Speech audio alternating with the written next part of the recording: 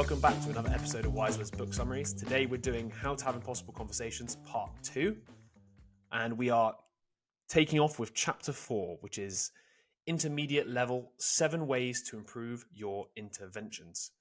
So number 1, let friends be wrong. Don't make friendships about agreement. Being happy is better than being right. Healthy relationships go beyond correctness or agreement, thriving on dependability, kindness, honesty, empathy, engaging conversation, Jesus gets along, mutual care, authenticity, shared interests, and appreciation. While religious or political agreement may help develop an initial connection, they're seldom sufficient for a deep relationship. Friendships centered solely on alignment often falter when minor differences arise. Instead of correcting every disagreement, allow space for differing perspectives, especially within friendships. Criticizing others' beliefs risks damaging relationships needlessly. In quotes, it would be foolish to damage a relationship because we merely think but do not know that the other person is harboring an incorrect view about reality. And it kind of just, this makes sense, doesn't it? I mean, I can't really name many friends I have massive arguments with over stupid shit that doesn't necessarily need to be argued about with, right? But then maybe we surround ourselves with people we all have the same belief systems, you know? Yeah, exactly. And I think, the main point here is just that people accrue different information differently, and you can't blame them for just picking up certain pieces of information that might be wrong, So it's just you're allowing them to be that, you can't blame them for picking up on certain piece of information or holding a belief that they haven't actively paid attention to, if you know what I mean. Exactly. And realistically, maybe the belief, just like we said in the first episode, just came from something they saw in the news or whatever, something they don't really know much about, but have just briefly seen somewhere, and they just regurgitate it without thinking about it. And you can never know the difference unless, of course, you question in the first place. So it's good not to obviously assume these things like, oh, this person's an idiot just because they said this. When in reality, they might just be surfacing something or re-saying something they've briefly seen somewhere. Cool. So, key idea. When considering whether to critique or engage with someone's beliefs, particularly moral ones, it's essential to acknowledge the potential consequences, especially when the dispute revolves around deeply ingrained values. Divergent opinions, even on moral matters, don't automatically indicate moral shortcomings. They stem from diverse sources, including cultural influences, personal experiences, and sometimes just a simple lack of understanding. If someone arrives at an erroneous moral standpoint through flawed reasoning, it doesn't diminish their character. It simply highlights a lapse in their judgment. The most effective avenue for influencing someone with contrasting moral views is through the bond of friendship. So, here's a practical idea then. So, how to let friends and others be wrong. Number 1, practice active listening. When contentious issues arise, allowing your friend or other to express their concerns about condemnation, correction, rebuttal, defensiveness, or refutation. This fosters trust and relieves tension. It allows them to feel comfortable in sharing their feelings. Number 2, own your lack of understanding by saying, I don't understand, rather than dismissing your friend's perspective. I think that's quite an important one there. And number 3 is, if a friend holds a deal breaker belief, then that's the belief you should approach them on, but privately and express your concerns sincerely. Ensure your motivation is genuine, care for their well-being, not a desire to prove yourself right. And yeah, this just reflects the same ideas we were covering before, which is like the mindset going into this. It's not to prove them wrong. It's to sort of be a collaborative partner and trying to understand what they actually think. I do quite like the I don't understand as well. I think that's another good prompt for getting somebody to reveal more of why they believe, or maybe even produce some of that induced doubt, because you're like, oh, I don't understand. And when they try and explain it to you, they might further realize they don't actually know too much about what they're talking about because they can't explain it. Exactly. And I think, touching on what we talked about in the first part of this podcast, is there's no point in trying to win an argument because nothing really gets won. It's all very short term. And especially when you're dealing with friends or people that you have an actual, deep relationship with, you don't want to jeopardize that relationship for something where you're not really gaining anything from. And so adopting this kind of, curious learning perspective really helps foster a good relationship and might actually help you, tackle certain beliefs with that person, but in a conducive way. So then moving on to number 2. So build golden bridges. I remember this one from the first time I read this book, and it was always something that stuck in my mind. And it helps me understand where people stand on certain beliefs and kind of how you can get across to them, how you can bridge, or in this case, like build a bridge over to them. So golden bridges provide a graceful exit for changing one's mind without embarrassment.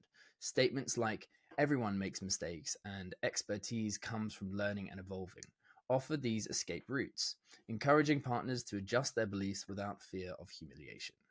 However, admitting error can be challenging, particularly in moral discussions where it threatens one's sense of identity. Despite this, consistently offering golden bridges in conversations fosters a safer environment for admitting mistakes and revising beliefs. And I think, that's almost the first step for someone to be able to open up about a deeply ingrained belief. You need to get them to feel comfortable to open up about, oh, actually, I might be wrong. Because if they don't feel safe, they're going to double down. And we've all met people where like they keep arguing a point that literally doesn't make any sense. But it's not about the logic of their argument. It's about them not feeling like, safe to open up about that they might be wrong. Because it It's takes the a Dale lot for people to Carnegie admit it. saving face, isn't it? It's literally the same premise. It's helping them save Exactly. face in a way that makes them feel comfortable to almost accept that they could be wrong. I mean, you can either do that through modeling, as we covered in the last episode, but also, just the idea of giving them also a ready-made excuse for why they may have made the mistake. Like, oh, everybody, thinks these sort of things. It's very common sort of thing like that, where you make it reasonable, and you're almost like not pointing blame either. And I think, there's also times where you will see other people kind of belittle others for making a mistake. And I feel like in those moments, it's almost your responsibility to alleviate that and be like, oh, I don't know about that. Like, I've done it before, or, so you kind of allow it to, you're kind of stopping that person from belittling that other person. And you're also making it a safer space to open up about because you're taking responsibility. You're saying, oh, I've been in that situation before as well. Or, loads of people get it wrong. Yeah. So an actionable point, how to build golden bridges. So number 1, extend the same courtesy to your partner as you would expect for yourself. Number 2, avoid placing tolls on golden bridges. Don't penalize others for changing their minds after offering them an exit. Number 3, refrain from shaming people with remarks like, you should have known better, or it's about time. And I used to do this with my siblings so much, when they would like get something wrong that to you is so obvious and you're like, oh my God, how do you not know that? Yeah. It's so constant, isn't it? It's never going to open up a channel of good communication. Exactly. Number 4, construct a golden bridge when feeling attacked. Instead of retaliating, reframe personal attacks as discussions about the issue and listen intently. Number 5, use a golden bridge to diffuse anger. When emotions run high, suggest taking a break to cool down with statements like, these topics could be frustrating for both of us. And then number 6, employ golden bridges by explicitly agreeing when your partner expresses a common sentiment. Acknowledge it to shift the conversation towards collaboration. For example, I agree, we have more in common than we thought. And I think that's actually a pretty good, maybe underrated tactic. It's like, if something's getting quite heated and they mention something that you do actually relate to, or that there's a commonality, you can straight away kind of harness that and change the tone of the conversation. Where was I? Number 7. So alleviate pressure to get everything right by acknowledging limitations. Remind others that nobody is expected to know everything, and that seeking expertise is a valid approach. Number 8, use golden bridges to ease the expectation of knowing everything. Simply say, no one has all the answers, that's why we consult experts. Everyone there an expert not that the they topic. know everything either. And then number 9, share personal experiences of learning and evolving beliefs. By referencing your own past misconceptions and subsequent growth, you offer others the chance to save face and recognize gaps in their own knowledge. And I think, all of those just basically go to say, none of us know everything. We all have that unread library effect that we were talking about in the first part. And so the more you acknowledge that, and the more you take the responsibility to kind of get these things out in the open straight away, and you take the initiative, I think people will start to follow suit. And once again, it comes back to the modeling aspect as well. Yeah, I was just about to jump in and say that. Yeah, it's literally that, isn't it? You've got to showcase that you're willing to be open-minded and stuff. I do think there is a line with this though, because I was thinking when you were talking about stuff then that obviously it's good to say some of these things, but sometimes it could become as almost too condescending depending upon the way you say it. If you go like, oh, everybody make mistakes, and it's kind of like, Yeah. depends the way you say it, because some people might actually get upset by that, being like, oh, well. Yeah. In fact, if they have an ego, for example, they probably wouldn't take that. So Yeah, yeah, it's a good point. I think there's a way you can say these things. But then it's the same with all of the principles from this book, really. It's almost like, obviously, you can take them word for word, but it's almost like try and do these things in your own words and gauge the situation, right? It's really hard to give advice based on that, right? Because nobody knows what the situation you'll find yourself in. But yeah, you can obviously overuse some of this stuff, I think, with the Golden Bridges. You can become a bit condescending or, it just doesn't come across in the right way. Even though the intent is good, it might come across badly depending on how you say it. It's a good point. Cool. So number 3, language. Use language to shape perception for positive outcomes, like employing them to unite individuals in collaboration rather than conflict. Steer clear of using you, as it may personalize the conversation and trigger defensiveness in your partner. Rather than saying your belief or your statement, choose that belief or that statement. While it's not feasible to eliminate you entirely, prioritize phrases like that belief or that statement over possessive terms. And that does it kind of makes sense, doesn't it? It's like depersonalizing it once again. Yes. It's giving you the best chance of not upsetting somebody, I guess. Yeah, exactly. And we were kind of talking about it in the first part as well. Like, when we referenced talking about something on a conceptual level, it's kind of the same kind of thing. You're trying to get round maybe people's sensitivity to particular belief and talking about it. So you want to like depersonalize it or step back, detach a little bit so that, then you can build up maybe, slowly building up to that point. But, maybe not jumping in it straight away. Yeah, it's funny because I've just finished, I think it was yesterday, the book Chatter. Remember, Will recommended it to us. Oh, yeah, I read it. Yeah, I remember. Yeah, so there was a point in the book where he's talking a lot about how you can almost instantaneously not remove anxious feelings or whatever, or your self-doubt by referring to yourself in like the third person. So instead of me being like, oh, why am I? It's like, Jess. As soon as I say that to myself, all of a sudden, apparently, it kicks you out into like a more of a cognitive mode. And it kind of reminds me of that a little bit. There's something to do with the possessive words that cause like an emotional response, whereas that and the sort of, like you said, abstracted conceptual versions of it, which doesn't exactly pinpoint it to you, just for some reason just gives you another layer, doesn't it? It almost like separates you from the action, right? Absolutely. And it does just make sense. You can try it in a thought experiment for yourself, and I can imagine you can understand why that would help for sure. Cool. So there's actually more than that as well. So here's some practical ideas around language. So small and effective ways to change your language. Use collaborative language. Employ we and us for teamwork. If needed, switch to neutral language like the third person. Then number 2 is utilize neutral language. Avoid you and your, opting for terms like that or ones. Number 3 is focus on discussing ideas and beliefs rather than individuals. Refrain from labeling people based on their beliefs. For example, Bill believes in free healthcare funded by taxes is more accurate and fair than Bill is a socialist, and that's something everybody in this day and age needs to learn. And the very last one is 4, so shift from I disagree to I'm skeptical, as disagreeing explicitly may trigger adversarial responses.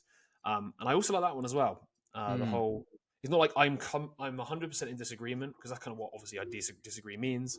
The whole I'm skeptical means it almost implies you could be persuaded. Yeah. Whereas I disagree kind of, even though you technically still could be persuaded, right? It doesn't offer the same sort of feeling, does it, when you say it? Exactly. Well, it's just more of a proper statement. It's almost like saying no, right? Whereas you're not saying no, you're just like, I'm skeptical. Like I've still got, you're essentially getting across the fact that you still have room to change your mind. Because if you just say no, and I'm not changing my mind, well, then what's the point in continuing? No, you actually are right there. It's like the difference between no and kind of like no. You Yeah. know what I mean? There's quite different, isn't there? One of them is direct and almost like absolute, and one of them seems to have like a back door to it. It's like, oh, I could be convinced, kind of thing. Yeah, exactly. All right then. So moving on to number 4, stuck ? So reframing a conversation involves shifting its terms and perspectives to foster agreement. Almost any topic can be reframed. There are various methods to this. So Number 1, redirecting your partner's perspective from negative to positive. Number 2, focusing on underlying interests, feelings, or assumptions. And number 3, appealing to common identities like American or human to highlight shared ground and foster unity. By emphasizing shared identities like being good parents and highlighting positive aspects, you can reframe conversations, providing new and less contentious context. Overall, reframing offers a fresh perspective and encourages open dialogue. And we've talked about this a fair bit in other books as well, but the idea of just finding a commonality and then starting from there, like talking from there. Because as long as you have commonality, then you can start to see that person, maybe this is quite a drastic example, but like more like you, more like a human. When we become too detached, we depersonalize, and in this case we personalize, and then you can start getting closer to that person, having deep discussions to some I extent. think especially in this day and age where so many like identity labels like communist, socialist, all sorts of things have such negative connotations associated with it, you almost need to share, if they're already labeling you with that perspective in their head, you need to find another identity which you could both agree upon. Exactly. Potentially even the only thing I could think of when you're saying that then was rethinking about the Grand Falloon again, the whole idea of Yeah. you can create shared identities based upon random things such as, oh but my god, we're both wearing the same shirt, like, or the same color shirt, kind of thing. Even that small kind of little reference there in a conversation will allow somebody to feel close to you. Exactly. And that's a really good point, because it does just show like how inherently we are seeking similarities. How we have this kind of biological wiring or programming where we do have to differentiate certain things, but that also means that we look for something that is similar as well so that we can differentiate others. And in Yeah, this case, if you provide something where that you have commonality straight away. I mean, everyone knows it when like you happen to talk to someone who's from your village or from your city, and you're like, oh, Bristol, yeah, like I grew up there. It's straight away you are like already in there, because that also like offers, like there are so many more opportunities to talk about, things to talk yeah. about. Because it's like, well, if you know Bristol, you probably know this, and you know that, and you know this. Yeah, Um, I think another thing as well, without going too much down a tangent, I think it offers like a cue towards safety. Like when mm, you're meeting somebody for the first time, I guess like any other animal in the animal kingdom, you like sort of trying to suss out the scenario. Am I in danger here? And the ability to find some sort of shared connection will allow you to, because you know how it feels to have a shared connection. So you yeah, probably assume the other person, once you say it, they feel the same thing, which is like, oh, we're aligned here. We're not in combat. We're on a safe space almost. Whereas yeah, I get the feeling, let's just say you're speaking to somebody you have nothing in common with, you almost feel a bit detached, anxious. I wouldn't say you obviously want to go into combat with them, but you definitely don't feel safe, if that makes yeah, sense. yeah, exactly. No, that's a really good point. So, an actual point then. So, how to reframe a conversation when you get stuck. So, number 1, find common ground. Reframe the discussion to identify the best ways to achieve balance or uncover underlying motivations. Once commonalities are established, you can return to your initial inquiry. Number 2, ease tension. So, frame questions to reduce conflict and frustration, focusing on translating ideas into more helpful terms. And number 3, seek agreement. Identify points your counterpart can affirm with, them saying that's right, rather than a simple yes. This signals understanding or acceptance without attributing ownership of ideas. And I think a lot of this kind of just goes to say it's a bit of a tightrope situation. Sometimes you're talking and then it can get out of hand, and so you need to be able to come back to a safe place to then venture forward again. And you're constantly kind of just assessing the conversation to be like, okay, well, is it, are we comfortable enough to keep talking about this belief or whatnot? But essentially you're just assessing it so that then you can bring it back to, well, actually, let's not forget, we're both from here, we're both from there, these are the commonalities. And it just creates a much more pleasant experience, I think, when you're having a conversation. Yeah, for sure. Okay. Moving on to number 5 then, which is change your mind. And this obviously links very much to the modeling we've already talked about. So extended pauses often signal deep reflection and the possibility of revising one's beliefs. Change your mind on the spot. So during conversation, if you realize you've held an incorrect belief, sincerely admit it by saying, I've changed my mind. This rare gesture not only catches your partner off guard, but also invites them to consider the value of revising beliefs and strengthens rapport. So I guess it's one of those things that, I mean, if they've said something when you've asked them a question about, why do you believe this? And then they say Mm. something like, oh, wow, that's changed my mind. I couldn't believe that. Like, I wasn't thinking about that. but now you've changed my mind. Yes, I like that a exactly. lot because it's incorporating obviously the modeling, but I also think it's quite interesting to maybe mention whenever somebody does say something that you hadn't considered before, even if it doesn't change your mind. I like the idea also saying, "Oh wow, I never considered that before," because it kind of just it shows that you're valuing the conversation that you're having. You're like, "Wow, like I now see it in a different way." And I'm sure they're going to feel good about that because they've obviously helped you see something in a different way, and you're going to build rapport that way as well. In my head, Absolutely. Well, like you said, it goes to show that you're thinking about this on a deep level because you're willing to kind of, adjust your beliefs in that case. You're saying, actually, I'd never thought about that. Or actually, yeah, I am. Yeah, I might be wrong about that. It kind of definitely conveys that you're thinking about it on a much deeper level, which I think is good for a conversation. All right, moving on to number 6. So introduce scales. Introducing numerical scales in conversations can resolve deadlocks, encourage reflection and belief revision, and help to track the successes of your interventions. So, on a scale of 1 to 10 or 100. So, after selecting a discussion question, ask on a scale of 1 to 10, how confident are you in X, the belief? If preferred, suggest a scale of 1 to 100. This not only gauges confidence, but also tracks intervention effectiveness and offers perspective. If they decline to assign a value, abandon the technique. Post-conversation, repeat the question to compare pre- and post scores, providing a measurable gauge of your impact in instilling doubt. Now, this can be a bit like mechanical and a yeah, bit it does sound like almost, this, does it? Yeah. yeah, a bit like But kind now of that we finished the manipulative. conversation, out of 1 to 10, how much do you think it's Yeah, like? I've never It's almost really like a come across scientific someone say research, that. isn't it? Yeah, I guess it's more like when you're really talking about something on maybe a theoretical level, Yeah. or I mean, you could once again like make it your own. It doesn't have to be so abstract, like on a scale of 1 to 10, like 10 meaning this and 1 meaning that. Like, just you're just trying to gauge where they sit in. You could even like compare it to how other people might see that particular belief, so that you can compare them to them and then gauge where they sit. But yes, I agree that this can be a bit mechanical. I think if you Anyway, repeat moving it on. right, So, sorry. I feel like the repetition of it is the bit that would I would struggle to bring up in a conversation naturally would be the second one. Like the first one, I Mm. actually think is a hard one. The ability to be like, you're talking about something like, and they say something controversial, and you'd be like, on a scale of like 1 out of 10, how sure are you on this information? And they might be like, yeah, 7 or 8. The Yeah. idea of going back then Yes. to review it, I think that's Yeah. the one that doesn't sit well with me because it almost feels like you're trying to then the conversation you almost change the way like let's just say they thought it was a friendly conversation about exploring ideas. After that, it almost becomes like a survey. Mm. They leave the conversation being like, why did he ask me again? Like what my strength, my belief was.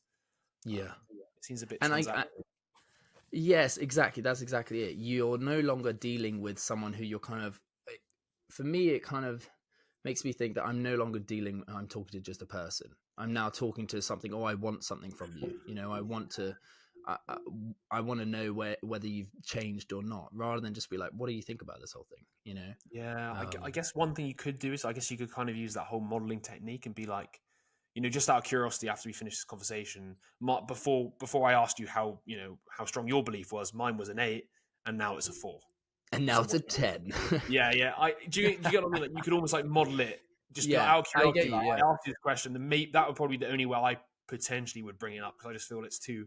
Otherwise, it comes across a bit, and even then, I still probably wouldn't, just because it just feels a little bit it's you too calculating. much, right? I think the first one's fine. I think the second one is like, don't get me wrong. I think it's probably a good idea if you can bring it up naturally that suits your personality. But for me personally, I don't really feel like it's a good way to handle it. But the scale on itself, I like a lot because I think the idea of asking somebody, how confident are you on this? It almost immediately gives them some form of self doubt because they start thinking of the reasons why it's not a 10. Well, they Unless, of put course, it it. is a 10. I guess a really good point with that is, when we were reading Factfulness, and one of the Yeah. principles is like big and bigger or something like that, and the The idea that size you instinct, can never maybe? have like a number on its own. You have to have a reference point to compare it to, Yes. because then it puts it in perspective. And in Yeah. this, by bringing up a scale, you kind of have to think Ooh. about it in perspective of like, what is the most extreme and what is the least extreme, and where am Yes. I, right? Yes. It kind of reminds me a bit like, because obviously all the language these days is so divisive. It's either like you're either a socialist or you're not. It's like on a scale of like, the most socialist person ever to not socialist at all. Where are you? Yeah, Do you get yeah, what I mean? exactly. That is what is actually exists out there, right? It is a continuum. It's not just either or. Yeah. So you're right. It does. It gets you out that frame mindset of sort of like categorical thinking. Let's just say, like, I'm either right or wrong. It's actually like, no, I think I'm right, but I'm positively sure by 7 out of 10 or 70% sure. Yeah. Yeah, I like it. That's good. All right, so introduce perspective. So you can also ask them to rate the issue on a scale. For example, ask on a scale from 1 to 10, how patriarchal is the UK compared to Saudi Arabia? This approach shifts away from binary thinking and encourages nuanced perspective. So the actionable point for this, so how to bring numerical scales into your interventions. So number 1, start and end conversations by asking, on a scale of 1 to 10, how confident are you in X? Compare these ratings to assess effectiveness.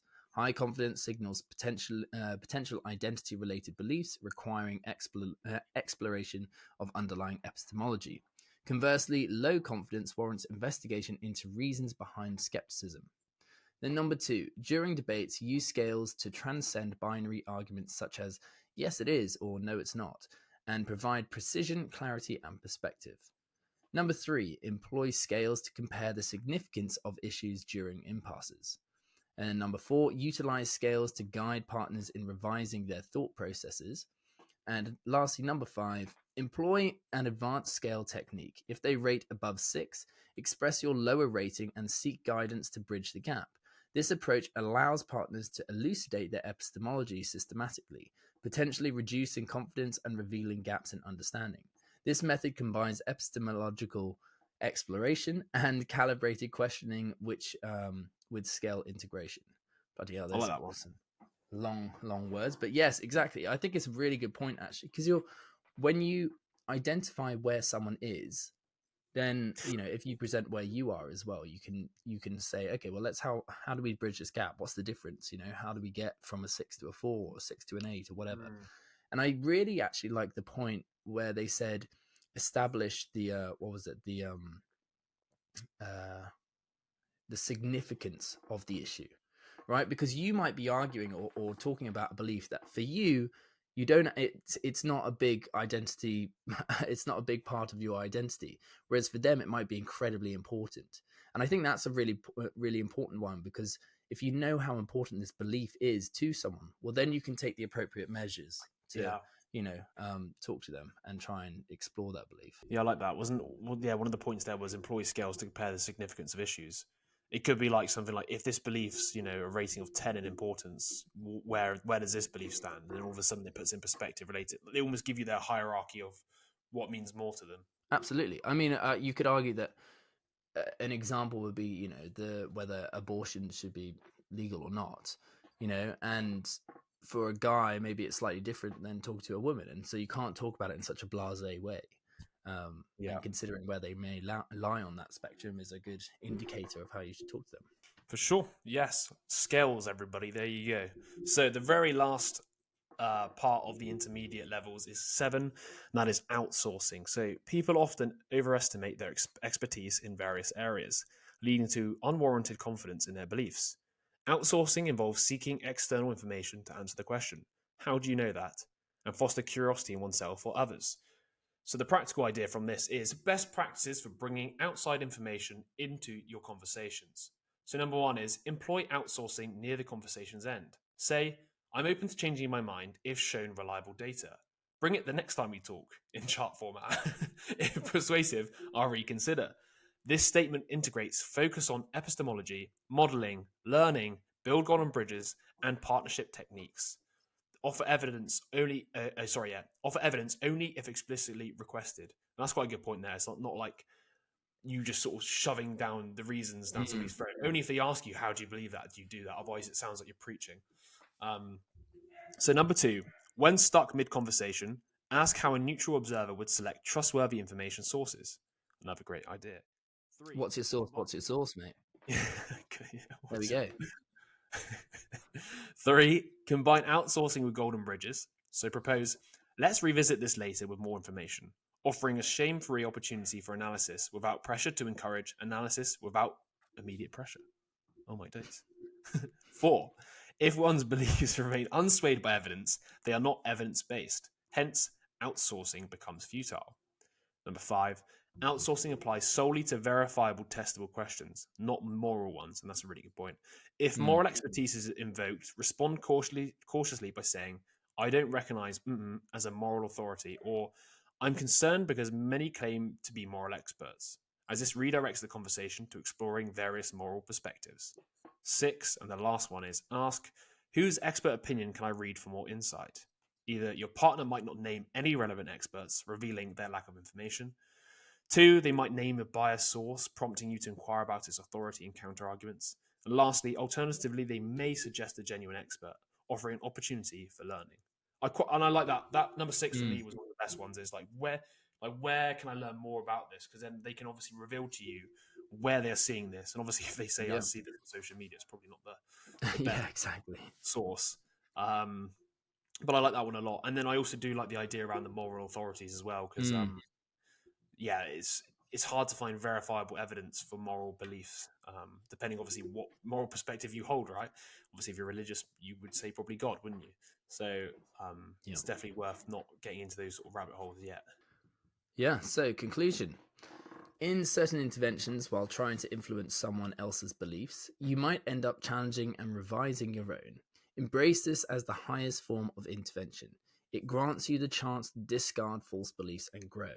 And, that is literally so important. Like, that should be what you're striving for. Obviously, you want to talk to this other person, but if you get to refine a belief that's been shaping the last 20 years of your life and probably been inhibiting you in certain ways, I mean, like, why is it not like that? It'd be amazing to be able to change those beliefs.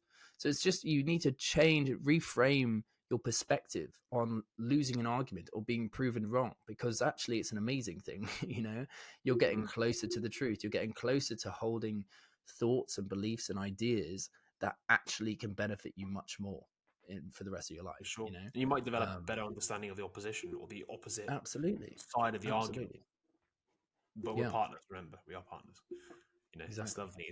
I use the word opposition there wrongly, but the idea of finding a partner who has an alternative opinion to yourself, you get to learn why they believe what they believe, and you might even obviously change some of your reasoning steps because you're like, oh, actually, I think that is true.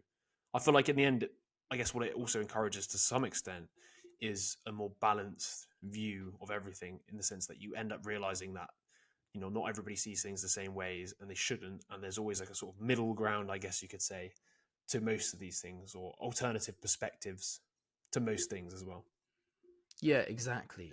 I think, you can very much reframe your perspective of what a conversation is and what you can get from a conversation. A conversation could be, have so many different opportunities in it. Whether you get to know that person, you build a relationship, or you get to refine a belief. And I think if you start associating it with a lot of positive attributes, then it makes you want to engage more. And it also makes you want to engage in a way that would, one, build relationships. So you're being very friendly and building rapport, but also, two, that you're able to refine your beliefs. So you're getting into that curious learning mindset. And if you can take that to every conversation, bloody hell, you're going to be reaping all the rewards. Yeah. No, 100%. I think it's also quite useful, especially like when you find out why people believe what they believe and the sources they use. I think you will reveal to yourself the unread library effects and almost the Dunning-Kruger to some extent so much, not just in other people, but yourself. You'll realize, hang on a second, they've just said this and they said they saw it in a documentary. Doesn't make it true, right? And then you realize, oh wait, but my opinion's based upon something I've seen here, of which I've never even looked into it. So I feel like it gives you that sort of I guess deeper perspective if you sort of engage in this way with everybody, because you start revealing it in yourself to some extent. Absolutely. It's almost like a mirror. Yeah, no, exactly. Yeah, so just like that, you have the tools to intervene without causing harm to the conversation, or more importantly, your conversation partner. And like we said, this can be done by letting friends be wrong. So it's okay if someone disagrees with you, even about cherished conclusions. Number two, building those golden bridges. So find ways for your conversation partner to avoid social embarrassment if they change their mind. Number three, avoid you. Switch to third person or collaborative language like we and us. Number 4, if you're stuck, reframe. So shift the conversation to keep it going smoothly or to get it back on track. And then number 5, change your mind. So changing your mind on the spot. Remember saying, actually, yeah, I think I might be wrong about that. And then number 6, introduce scales. So use scales to gauge effective interventions, figure out how confident someone is in a belief, and put issues into perspective. And then lastly, outsourcing. So turn to outside information to answer the question, saying, how do you know that? So, however, navigating different levels of open-mindedness requires specific skills, which brings us onto our next list of tools. Ooh, we're going on to chapter 5, which is the We advanced are. skills. So, 5 advanced skills for contentious conversations. How to rethink your conversational habits. The skills discussed in this chapter are considered advanced as they necessitate altering conversational habits and exercising your emotional control. So, number 1 is keep Rapoport's rule. I assume that's how you say it. Mm. I mean, do you want to correct me? Rapoport? No, I think it is Rapoport. Rapoport's okay. It's French? I don't know. Actually, I'm not even going to begin trying to question that. So, before criticizing, Anatole Rapoport, a game theorist, devised rules for offering criticism in conversations, now known as Rapoport's rules. So, the key idea is to effectively engage someone using his rules, you've got to use these steps. Number 1, re-express your target's position so clearly and vividly that they say, "Thanks, I wish I'd thought of putting it that way." Number 2, list any points of agreement, especially if they aren't widely acknowledged. 3, acknowledge that you've learned from your target. And 4, only then offer rebuttal or criticism. And it's funny when I read that now, it just reminds me of I've been watching quite a bit of Peterson recently with the Daniel Dennett and oh god, who else was it? I sent it to you, didn't I? No, Robert Friston. Friston, I don't know if you've ever heard of him. Anyway, what I find quite interesting is he actually uses this almost to a T, which is like obviously tries to paraphrase Who or does? Jordan Peterson. In fact, both of them do. This is what I think about when I see some of these like great thinkers in talking about their topics. What I like is they tend to do it in a way that's actually super collaborative. They do. This is what I hear you saying, and they both do it each time. They label where they agree. Then they say, "Oh, I didn't think about it that way," and then they obviously go into sort of, "Oh, but have you considered this?" And usually they don't even have a rebuttal. It's just like, "Oh, but." Instead of saying, "But this is wrong," it's like, "Oh, but I also thought about it this way."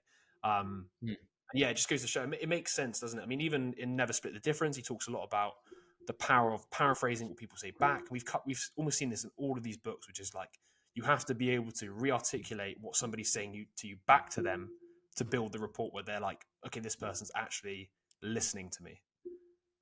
Absolutely. And it also is like, what's the point of having a conversation if you're both talking on different like levels? Yeah. You're just talking past each other essentially. Yeah, that's a good point. Yeah, and especially if you can't even say what they're saying back to you in a way that they're like, yeah, I agree with that, then how can you even, like you said, how can you even have a conversation? You just can't really. But I do like these ideas of like listing the agreement. Like, oh yeah, that point there, I really like that. I definitely agree with that. Because once again, it's the whole thing of you're starting from points of similarities here. You're not, if you went straight into a bloody like attacking them immediately, they're obviously going to be less likely to, I don't know, have a tame conversation, I guess. Yeah, no, exactly. Cool. So, firstly, adhering to Rule 1 signals a sincere effort to understand your conversation partner's position. Then, following Rule 2 demonstrates shared commonalities, but also explicitly highlights the points of agreement. This facilitates navigating stuck or heated conversations by providing a foundation for rapport building. Thirdly, Rule 3 models and fosters mutual learning and respect. Acknowledging insights from your partner encourages reciprocity, aligning with the concept of pro-social modeling. This involves demonstrating behaviors like mutual respect and openness as advocated in Rapoport's law rules. And obviously number 4 is then putting in your rebuttal or criticism. Yeah, exactly. And it makes sense. I mean, how often do we break that? That's the one thing I could think of. It's like, how often do we just jump the gun and be like, no, that's just not the case. Or, it's never like, so what I'm hearing here is this, this, and this. And I agree with this, this, and this. Yeah. We always almost look for the immediate, I don't agree, rather than what do I actually agree with from this person? Yeah. Well, a lot of the time we're not listening. We're not actually hearing them. We just want to say our point, right? It's like we just want to show that we're right. And once again, it's just that wrong attitude. It's like you're just trying to win something. What's the point of having the conversation then? Like, you got to step away from that. For sure. But yeah, definitely those rules I want to start implementing more of. Have a little template that I can, follow or get out when I'm talking to someone. hang on a second. Let me just get out Rapoport laws. Yeah. Before I Yeah, give you a rebuttal, let me just get out my rule book for how I should do this. yeah. So the real first rule is just get out your phone and look up Yeah, Rapoport's rules. Yeah, there we that's it. go. All right. So number 2, avoid facts. So bad facts, bad. For those committed to evidence-based beliefs, it's challenging to accept that not everyone shares this approach. The mistake often arises from assuming that presenting certain evidence would change others' beliefs. However, many form their beliefs based on selective evidence that aligns with their existing views or desires. Beliefs are often shaped by factors beyond evidence, such as morality or social influences. In these cases, moral and social considerations may override rationality. Facts can trigger the backfire effect, wherein presenting evidence reinforces existing beliefs. This resistance to evidence stems from deep-seated concerns about being perceived as morally upright. And I think that's a really good point. You don't want to suddenly jump in with evidence, be like, "Oh, I read this book, and statistically, that's not likely to happen," because they might not hold that belief based on facts. They might be holding it. It's like, "Oh, well, my grandmother told me this," and whatever. Yeah, so it is a good point. So, first, do no harm. Avoid introducing facts or evidence if it may prompt your conversation partner to defend their position, especially if it risks making them appear foolish or losing face.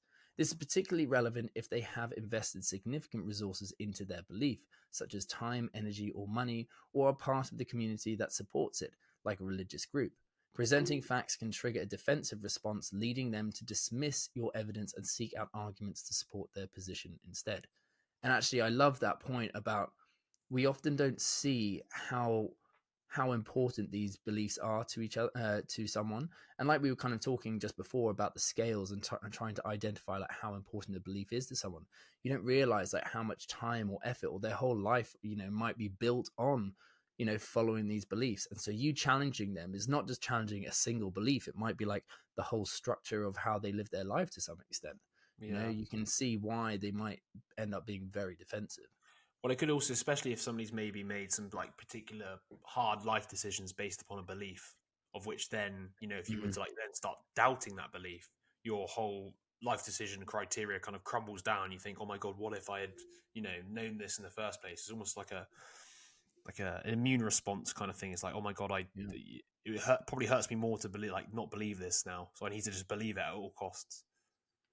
Yeah, it's a really interesting point because you can also see how some people make decisions on their belief or on their belief because like they might feel guilty. They might realize that they shouldn't have done that, but they didn't but want to go down that road. So their belief removes the guilt, right? Is that what you're yeah, suggesting? And obviously, once you remove that belief, the guilt comes flooding back because exactly. the belief was like guilt dependent belief or some crap. I don't know. Yeah. Because like we were talking about last week in terms of cognitive dissonance and how people make decisions not necessarily based on like what is the most effective for them or the most productive for them, but to avoid maybe psychological pain or emotional pain. And if you're suddenly saying, "Oh no, actually, what you did there was wrong. It's this way. You should have gone this way." But yeah, at the same time, I guess to some extent, so remember like shattered assumptions when obviously like one of the big 3 assumptions of life, like the world's benevolent is broken, you get put into this like traumatic period. In my head, the only way you get out of that is by redefining stuff and creating a new belief, kind of to some extent. Yeah. So I can see the reasons why we would have beliefs that get built upon maybe minimizing regret and stuff. But then I guess once again, if that belief then folds away, it's like almost like the only thing holding back the floodgates of these feelings, right? Like either regret or grief, and these beliefs kind of hold them back. And the moment you're like, oh, I have to redefine this belief, it's like all of a sudden, boom, your emotions just come out. Obviously, that's not exactly how it works, but it probably would feel like that, right? Yeah, exactly. And we touched on this, I think, in a different conversation there, where how there can be different types of beliefs that could be right and wrong, but then also ones that are just for you yourself that make you more effective at living or whatnot. And so like someone challenging you on a belief that it doesn't need to be right, it doesn't need to be optimized. It's just if it's serving a purpose, then that's the point of it, right? Yeah, interesting. All right, so the actionable point on this. So what should you do? If evidence isn't the solution, what alternatives exist? Here are some effective approaches. So, number one, pose questions that uncover inconsistencies or contradictions. Number two, engage in epistemology. So, understand why they hold their beliefs, then ask targeted questions to separate their conclusions from their reasoning. And lastly, number three, integrate these strategies with disconfirming inquiries about what evidence would prompt a change in their viewpoint. And I like that. It's like, what would change your mind? Because sometimes people are so firm about it. It's just like they have to have some reason for changing their mind. So, introduce facts only upon request. If they do arise, demonstrate intellectual humility by saying, I may be mistaken, but as far as I know, X, blah, blah, blah. And that's a pretty good way of getting that across, I think. That's it. I like that as well. But once again, the modeling, once again, I may be mistaken. You're modeling the idea that you could be actually wrong. And you could be wrong. Yeah, 100%. Oh, of course, yeah. Yeah. So last point then, how to navigate facts in your conversation. So number one, avoid injecting facts into conversations to prevent debates and defensive reactions from your partner, particularly if your aim is to foster doubt. Number two, if you're compelled to introduce facts, opt for disconfirming questions instead of statements. Questions invite discussion, while statements might provoke arguments. And like we were talking about in the first part of this podcast, you don't want to be the lecturer. You want an open discussion. Don't state things. But also don't ask leading questions. I guess another thing, just a little, yeah, really good point. And then last point on this. So when invited to present facts, ensure it's what your partner desires. Proceed your input with a disclaimer like, I might be mistaken, but from what I understand. And this exhibits humility and openness to correction. Yeah, there you go. Once again, the modeling. These all make sense. And in fact, the next part is actually one of my favorites. I love disconfirmation. So 3, which in fact, we briefly covered this anyway, didn't we? So 3 is seek disconfirmation. So under what conditions could the belief be false? So the most effective technique for fostering doubt and encouraging belief revision is by asking disconfirming questions.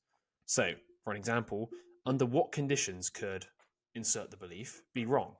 Beliefs that are disconfirmable can be refuted under certain conditions, while those deemed indisputable lack this flexibility. Using disconfirming questions is the swiftest route to facilitate belief revision in your conversation partner.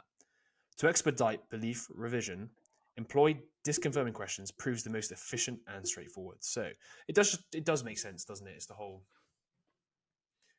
you're trying to get them thinking about what could possibly make them change their mind, which is where I guess they're going to start finding holes in their own argument. It's kind of like the scales, but on steroids almost in my head. Yeah. Because the scales kind of imply that, when they say, let's just say, scale of 1 to 10, and they say 7, there's kind of something in there where they're kind of semi-admitting that they're not 100% sure that there is something there. But this is actually explicitly asking them, what would it be that's causing, or what would it be that would change your mind? The thing about this, the only thing I would say is there's probably a lot of people who would just say nothing. But anyway, so it's true. Next part. So aliens hijacked the beer truck. So while how do you know that can reveal one's reasoning, how could that belief be wrong is more effective. Consider this scenario. If a friend claims a truck is filled with beer, asking, how do you know that, might not challenge their belief. Instead, it might reinforce it by prompting them to offer confirming evidence.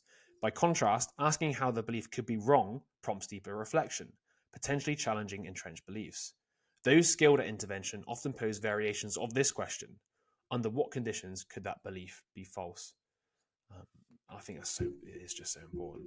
And it's funny, actually, I've been speaking to some people recently who have said some stuff which I thought has been like, wow, I would never believe that.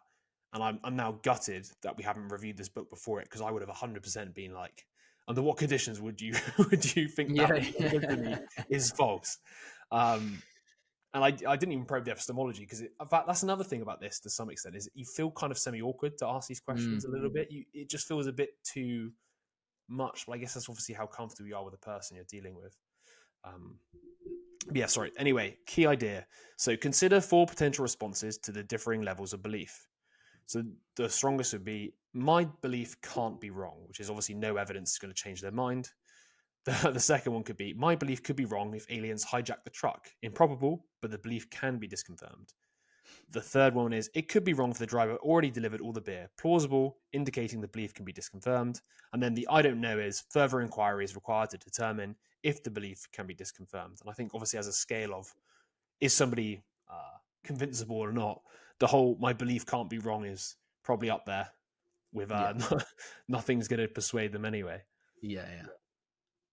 So, in fact, we're going to now go into a little bit more detail. So there are 3 general categories of disconfirmable belief.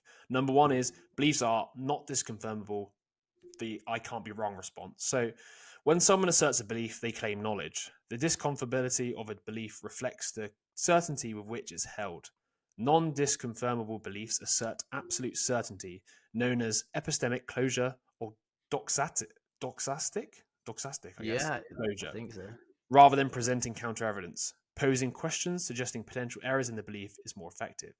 Offering scenarios where beliefs could be false can shift them from non-disconfirmable to disconfirmable. To gauge belief disconfirmability, present hypothetical scenarios and observe their reactions. Conversations often shift from epistemology to identity and morality questions, exploring personal qualities and moral implications of belief. Belief in belief, the notion that holds a belief enhances one's moral identity, can hinder revision by masking disconfirmation criteria.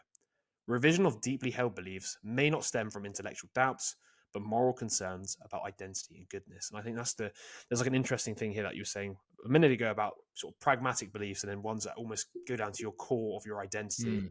And I think he hits the nail on the head here, which is like they are usually related to some form of morality. I would have thought the ones that go down to your core, because in my head, identity is very much linked up with morality and sort of your place, kind of thing. Yes, exactly. And I think, this one in particular, people that are so, beholden to their belief, it's just about trying to instill a little bit of doubt. And I really like the idea of like providing scenarios in which, most people would agree that it could be disconfirmable. Yeah. Basically being like, oh, in this scenario, what would happen if this happened, and then they kind of have to process it and be like, okay, because then they're either doubling down, in which case, you can't really make them budge, but yeah, you just want I to guess instill a little bit of doubt. you do the sort of, you create a scenario where it's almost inconceivable to continue to believe that, and then hope that that would seed some form of doubt. But yeah, sorry, that was number 1. So that was people who basically can't be wrong. So then you got number 2, which is disconfirmable but under wildly implausible conditions, brackets or quotes, the bones of Christ. People sometimes propose wildly implausible disconfirmation conditions due to moral, not epistemological reasons. Their beliefs may seem disconfirmable, but they're actually driven by moral motivations rather than facts and evidence. This creates a challenge where the focus shifts from the belief itself to the belief that one should or should not hold it, known as the belief in belief. Individuals may offer such conditions to appear fair and open-minded, compensating for the lack of objective evidence through moral overreaction, epistemological cheating, or social manipulation. To engage individuals with disconfirmable beliefs under implausible conditions, question why their standards are so high. Encourage reflection on more reasonable criteria. If unsuccessful, explore underlying morals or identity concerns to foster genuine responses and avoid defensiveness. And that's once again focusing on that moral side of things, which is I think we talked about it or we briefly touched on it when I was talking about emotivism last time, and how it really just depends where you think these moral beliefs actually come from, whether it's there's actual logical reasoning behind the moral beliefs you have, or whether it's just an emotional sort of preference that you have. And obviously when push comes to shove and you have to come up with actual reasons for it, you realize that you don't actually have reasons. It's more of a feeling, I guess, of disgust or disdain for certain positions. Absolutely. And I would say that like a controversial example would be COVID during the whole kind of like phrase like saving lives, but then at what cost to save lives? Do you know what I mean? As in, like, it's obviously very moral to want to save lives. That's the moral point here. You believe in that phrase and the rules because of that. You are a moral person. You are a good person because you want to save lives. But you're arguing on a different playing field. When you talk about, well, for instance, well, what extent would you follow this through? Yeah, And and it's also, I guess to you're some extent, arguing on is it different actually realms. saving lives directly? I guess it is, but I get what you're saying. Yeah. And once again, that's the kind of scenario. It's like, well, how many people would you save or how many jobs would you lose to save how many lives? Like, where do you draw I that guess, point? yeah, That's the kind of it's scenario, I guess. always the sort of trade-offs, I guess, we make to some extent. You can analyze it from different ways. You can analyze it from the health fallout, the potential risks, or you can analyze it from the economic fallout, the potential Yeah. economic risk. There's just almost too many factors. And I guess at the end of the day, with the way our societies have always been set up, we always tend to factor the, I guess, moral implications over everything else, because it's better to look like you're doing the good thing than it is the economic thing to some extent. Well, I think at the end of the day, the things that mean the most to us are is the moral realm, to be honest. Yeah. I think, if you look at the, pro environment movement today, you are a moral person, you are a good person to want to save the environment, but then at what cost? But as soon as you delve into that kind of conversation, then you're in a different realm. If you're saying, oh yeah, we'll follow all these rules to save the environment, but if people are dying at as a result of those rules, well then are you a moral person? And that's the kind of challenge there. Yeah. Yeah. I You think can it's always use like these kind of very moral banners to back things, because a lot of people who don't know much about them will want to see themselves as a moral person. That makes absolute sense. That's a really good point, and I think once again we always touch on this book because it's a fucking amazing book, The Evil by Roy Baumeister.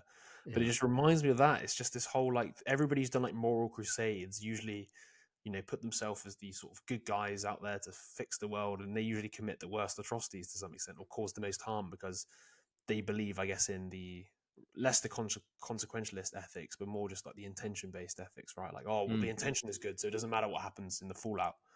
But yeah, sorry, we kind of went off again, but it's okay. We're back.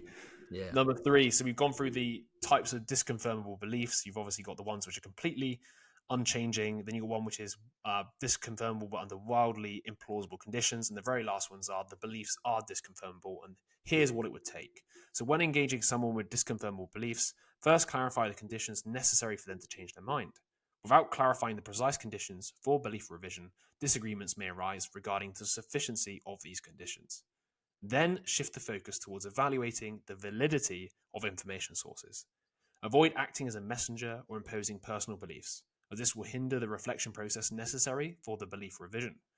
If your conversation partner becomes more open, refrain from exploiting vulnerability to push your views. I think that's super important there. The whole point here is not to, install your views into somebody's mind. It's to allow them to come to their new conclusions or new baseline of what they actually believe, because they might even not even come around fully to your idea. They might actually just amalgamate both what they believed and what you believe into one, and then create something that's even newer, potentially even more correct than what you think is your belief. Okay, so the last point, so the practical takeaways from this part. So adding disconfirming questions to your conversations. So once you pose a discussion question, as we've seen in chapter 3, gauge your conversation partner's confidence in their belief. And you can further, like in chapter 4, introduce scales. So A, if they say 10, clarify if any evidence could hypothetically change their mind. Shift to learning or moral aspects if not. If somebody responds that their confidence level is 9, ask why it's not a full 10. If their belief is disconfirmable but unlikely, decide in general whether to continue. If so, ask disconfirming and outsider questions. And I like the idea of obviously using the scales with the disconfirmation questions. So number 2, to engage someone with a non-disconfirmable belief, ask the epistemological question, which is, does your belief rely solely on evidence?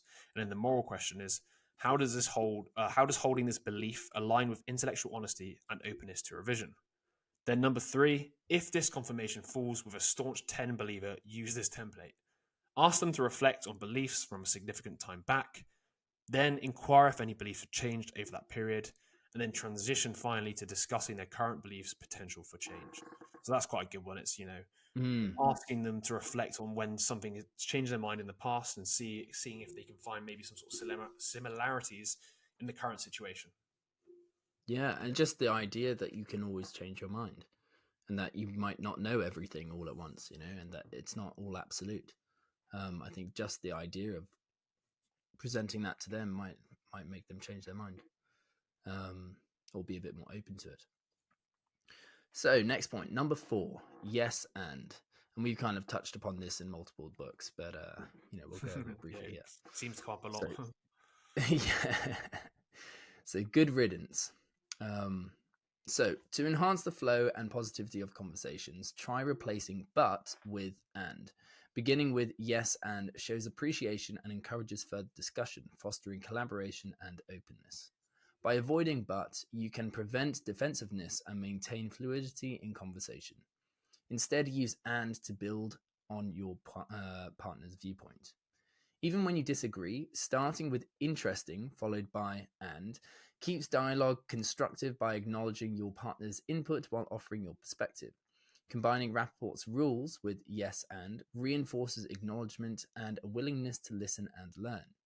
According to Harvard Negotiation Project co-founder William Ury, presenting your views as additions to your partner's rather than direct contradiction promotes mutual understanding and collaboration. And that's actually a really good point. It's like, you don't really know whether your points are correct. So you can just put them out there, but it's as like an alternative. It's like a collaborative. The whole point of the conversation is that it's collaborative, right? It's like if you were to come up with a product or a presentation, you just put all the ideas out there, get them all out on the table, and then you guys can discuss them all. You don't have to be like, oh no, get rid of that one because my one's better. Yeah.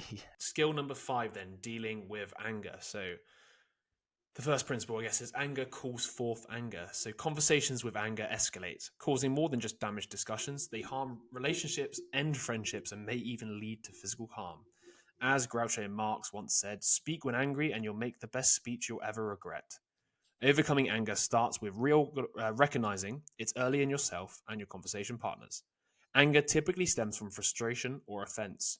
When frustrated, we may feel angry due to obstacles preventing us from achieving our intentions. This can happen when trying to change someone's mind or simply have them understand our perspective. If we perceive interference or offense as deliberate, the anger then will intensify. Anger always serves as a signal that something needs to change. To address it effectively, we must understand its root cause. It's essential to adjust our approach rather than persisting in the face of resistance. Remember, you can only control your actions. If your partner becomes upset, it may signal you're pushing too hard, not listening actively, using charged language, or the issue may be unrelated to your behavior. So here are 4 facts about anger. 1 is anger can blind you and derail conversations by limiting your access to knowledge, beliefs, and information. Number 2 is anger always seeks validation, acting as a cognitive bias that leads you to justify your anger and misinterpret information that contradicts it.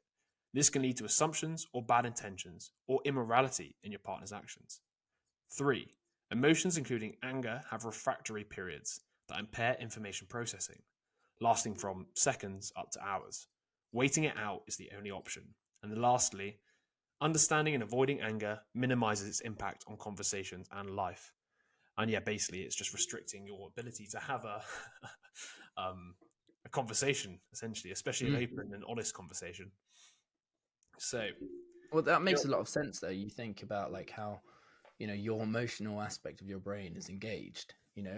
You're kind of leading the conversation. The most friendly emotional state, is it? Yeah, exactly. You're not able to think rationally anymore. Your judgment is clouded. Your those positive associations have gone away, and now you have these negative assumptions about your partner and your conversation partner and whatnot. So, yeah, it's just not beneficial whatsoever. Not at all. Cool. So that we're going to move on to some practical ideas around avoiding and navigating heated discussions. So, the big banner, don't do this. Resist responding to anger with anger. Stay composed and refrain from escalating the situation. Number 2 is refrain from blaming your partner. Avoid negative assumptions about their intentions or the source of their anger. Lastly, don't assume reasons for your partner's anger without explicit communication from them. Here are the do's. So do this during your conversation. So monitor yourself and your partner for signs of anger. Recognize frustration, offense, or anger and take action before it escalates. Options for de escalation include changing the subject, reframing the conversation, assuming charitable intentions, focusing on the understanding of your partner's perspective, or a combination of the approaches above. Number 2, practice pausing. When anger arises, take a moment of silence to prevent impulsive reactions. This pause aids to disconnect the link between emotion and action. Number 3 is prioritize listening. Active and patient listening can diffuse tension and prevent further escalation. Engaging in a listening and learning stance can disrupt frustrating dialogues and mitigate your partner's anger. And lastly, acknowledge and apologize for your part in any conflict. This can also be disarming. And then the next part is doing this before your conversation even starts. So, learning to identify early signs of anger to intervene promptly before anger escalates and ultimately prevent escalation. Number 2 is respect the emotional refractory period. Acknowledge your feelings of anger and recognize that immediate change may not be possible. 3 is identify and diffuse anger triggers before discussing contentious issues to maintain civility. And then the very last one is recognize and navigate around words likely to upset you. Consider your partner's intent and communication skills, as well as keep in mind that your conversation partner may unintentionally use language that offends you. The language one always gets me a little bit. It's the whole, the sticks and stones break my bones kind of thing. It's like, we shouldn't really be too upset over language, but I guess I don't know. It really depends on the context, doesn't it? Yeah. And why they have associations to those exactly, words. Yeah, and some people do obviously have certain trigger words that get them. I guess the only thing you can do is obviously try and be wary of responses to certain words. I think the one thing that gets to me the most is the misuse of so many words or so many categories that just the mislabeling of people. I think is the thing that probably grinds my gears the most.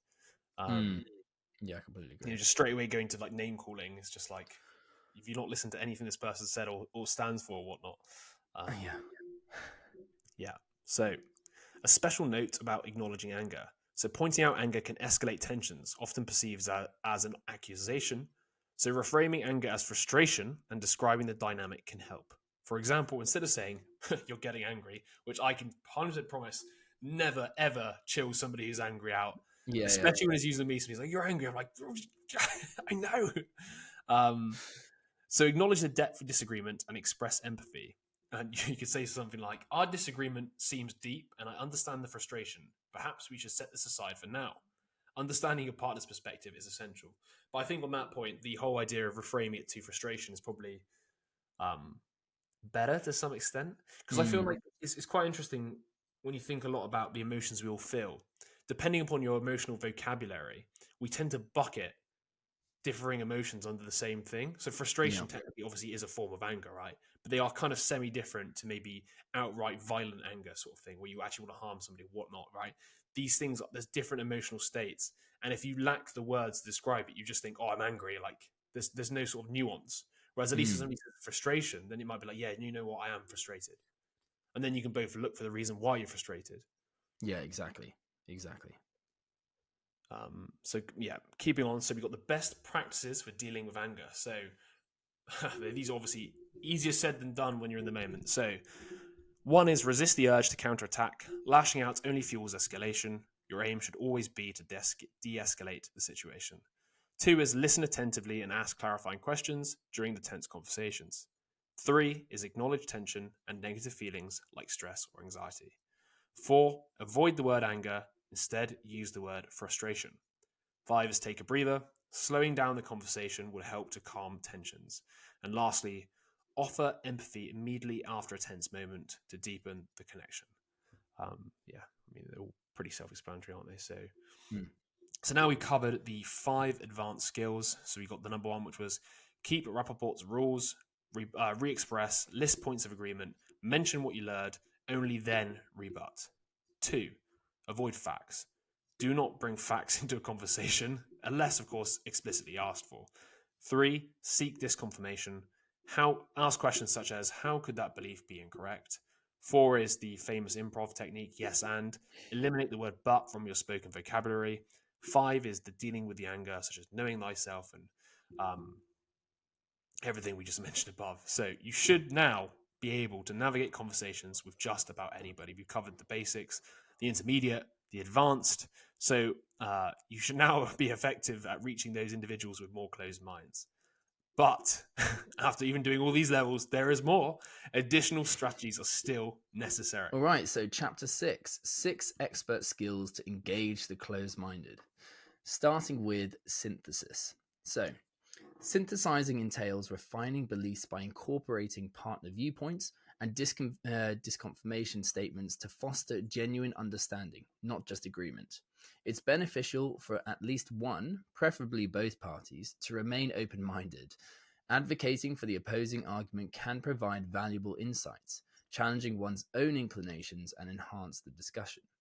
So, pragmatic point here, achieving synthesis in 5 easy steps. So, synthesizing involves a straightforward yet challenging process outlined in these 5 steps. Number 1, propose an idea, either by invitation or by initiating the discussion. Number 2, encourage and attentively listen to counter arguments. Number 3, utilize these counter arguments to identify specific avenues to challenge your belief, emphasizing weaknesses in your position and exploring opportunities to falsify your ideas. Number 4, refine your original stance by incorporating insights from potential disconfirmations. And number 5, iterate the process, starting from your refined position and continue refining through successive iterations. And I like this point because you're almost going out of your way to try and prove your belief wrong and trying to find evidence that makes it seem wrong.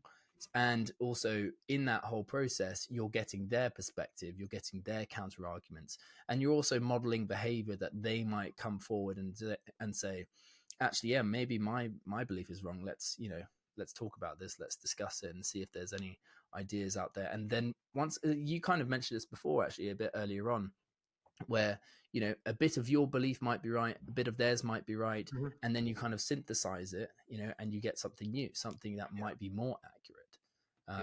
So I think that's an important step.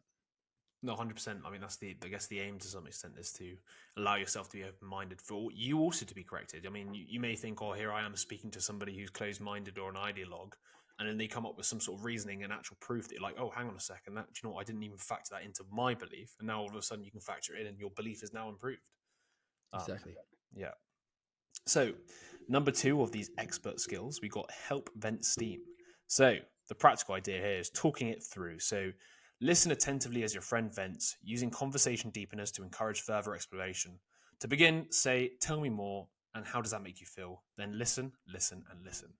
Venting is best suited for friends overwhelmed by intense emotions, hindering substantive discussion. Look for cues like harsh judgments, mischaracterizations, blame, over-assertiveness, over-assertive problem solving, or visible discomfort. I think that's quite interesting, actually. About the look for people who are making harsh judgments. Like, did you eat your Weetabix this morning? Begin with a calibrated question like, is that a harsh judgment for you? that's the extent it gets to. He didn't eat his Weetabix this morning.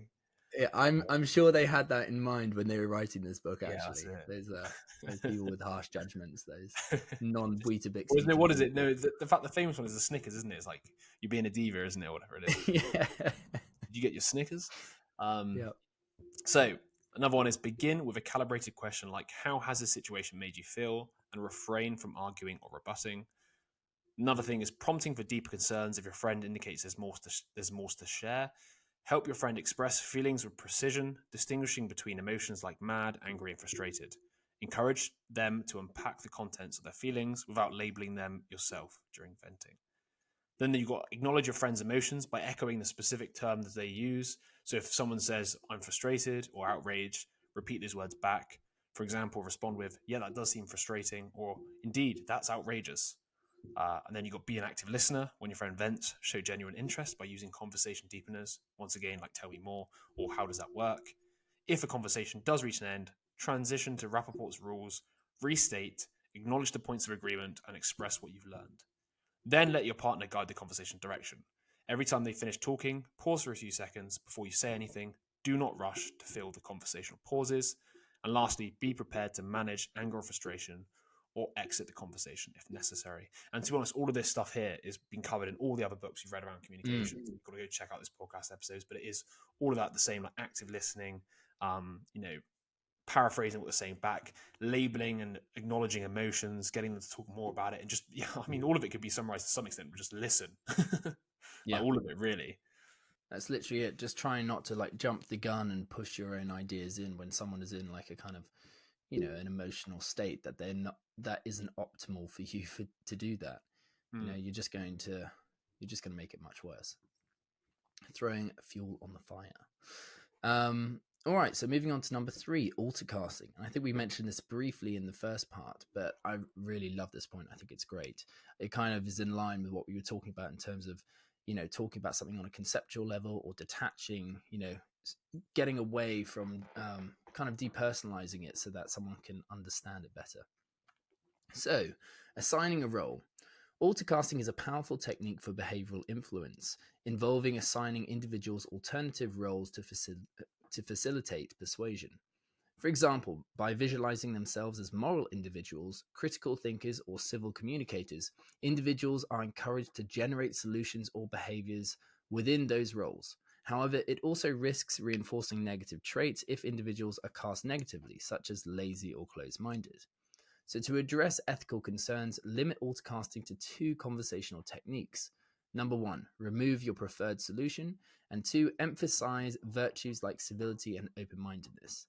And actually, I really like that point, the first one, like remove your preferred solution, because you're almost trying to cast someone in a way that will confirm your own, bias, your own belief in that sense. Especially if they know what you believe. They'll feel like you're trying to trick them. Exactly. It's a really good point there. So then, take their favorite solution off the table. So number 1, begin with, I understand and value your perspective. Imagine you're a senator on an immigration committee tasked with blah, blah, blah. So it's kind of like, obviously it's a very American example. But straight away, I think people will take on the role, and they'll also take on the associations to that role and see it from their perspective, which helps them, kind of look at things from a different angle. So if some individuals struggle with hypotheticals, it's best to avoid altercasting. So the summary of altercasting: validate your partner's viewpoint, present them as a capable problem solver within a relevant role, exclude preferred solutions from consideration, and encourage brainstorming alternative solutions. And essentially, it's funny how, like, you can cast them in a role and then they take on the qualities of that role. I just find that quite a really interesting one. You can do some seriously ludicrous ones, like, pretend you're Donald Trump, like a hillbilly 10 beers in. Exactly. I tell you what, I actually have seen this being done, but not actively. It's not like the person knew about altercasting.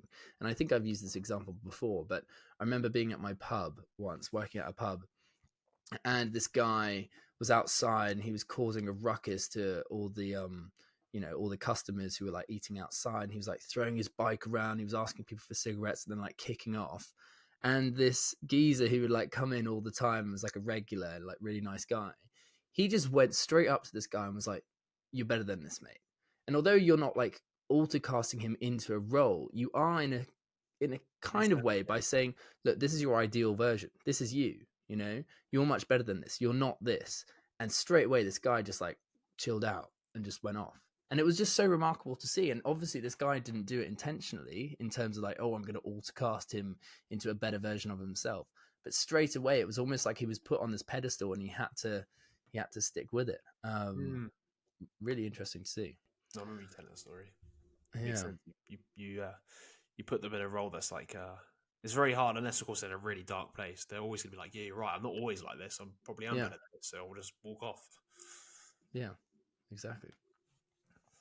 All right, so altercast conversational virtues. So you can also apply altercasting to conversational virtues. Here's how to altercast civility. So number 1, begin by establishing rapport.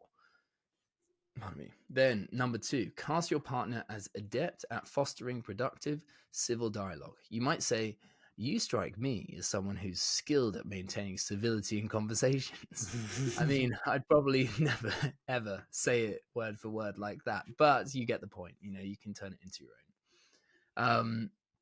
And then lastly, engage them in dialogue, portraying them in the manner you'd like them to respond, providing them with positive examples to emulate.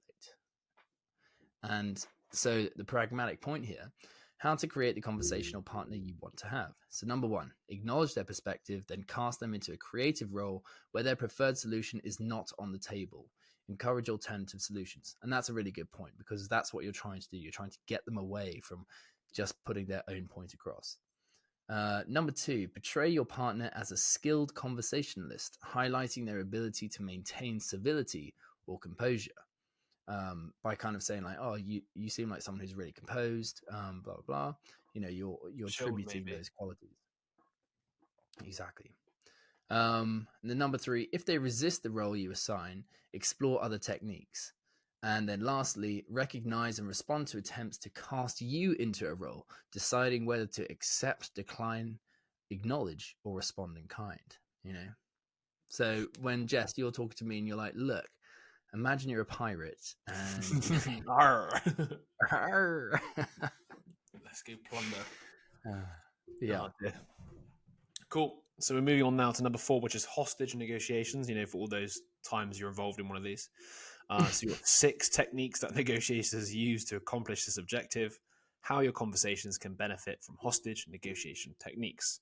So the practical idea here is only 6 steps. So number 1 is employ minimal encouragers such as yeah, I see, or okay. To signal attentive listening, particularly in the tense movements. I mean, this kind of makes sense. The sort of encouragers. So 2 is practice mirroring by repeating the last few words spoken by your conversation partner as questions, encouraging them to share more information. 3 is utilize emotional labeling to acknowledge and name your conversation partner's feelings without judgment, facilitating the deeper understanding and connection. Exercise caution, though, with this emotional labeling, because you may to avoid misunderstandings and negative perceptions, especially if repeatedly mislabeling someone's feelings. Yeah, that's not a good idea. It's not good. 4, maintain the other person's dignity by allowing them to save face or gracefully retract their stance, especially in front of others they respect or view as important. Number 5 is address minor issues first to establish a positive atmosphere, then tackle the larger problems by breaking them down into manageable components, focusing on specific questions rather than broad topics.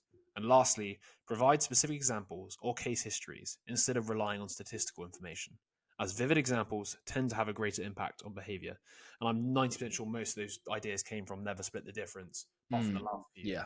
The idea of, mirroring back, paraphrasing, and labeling people's emotions. Yeah. No, I think they have. Yeah.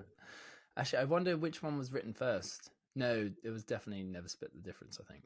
Yeah, but either way, they just obviously these guys are, writing around communication. They've obviously read books around communication. It would make sense. Yeah, exactly.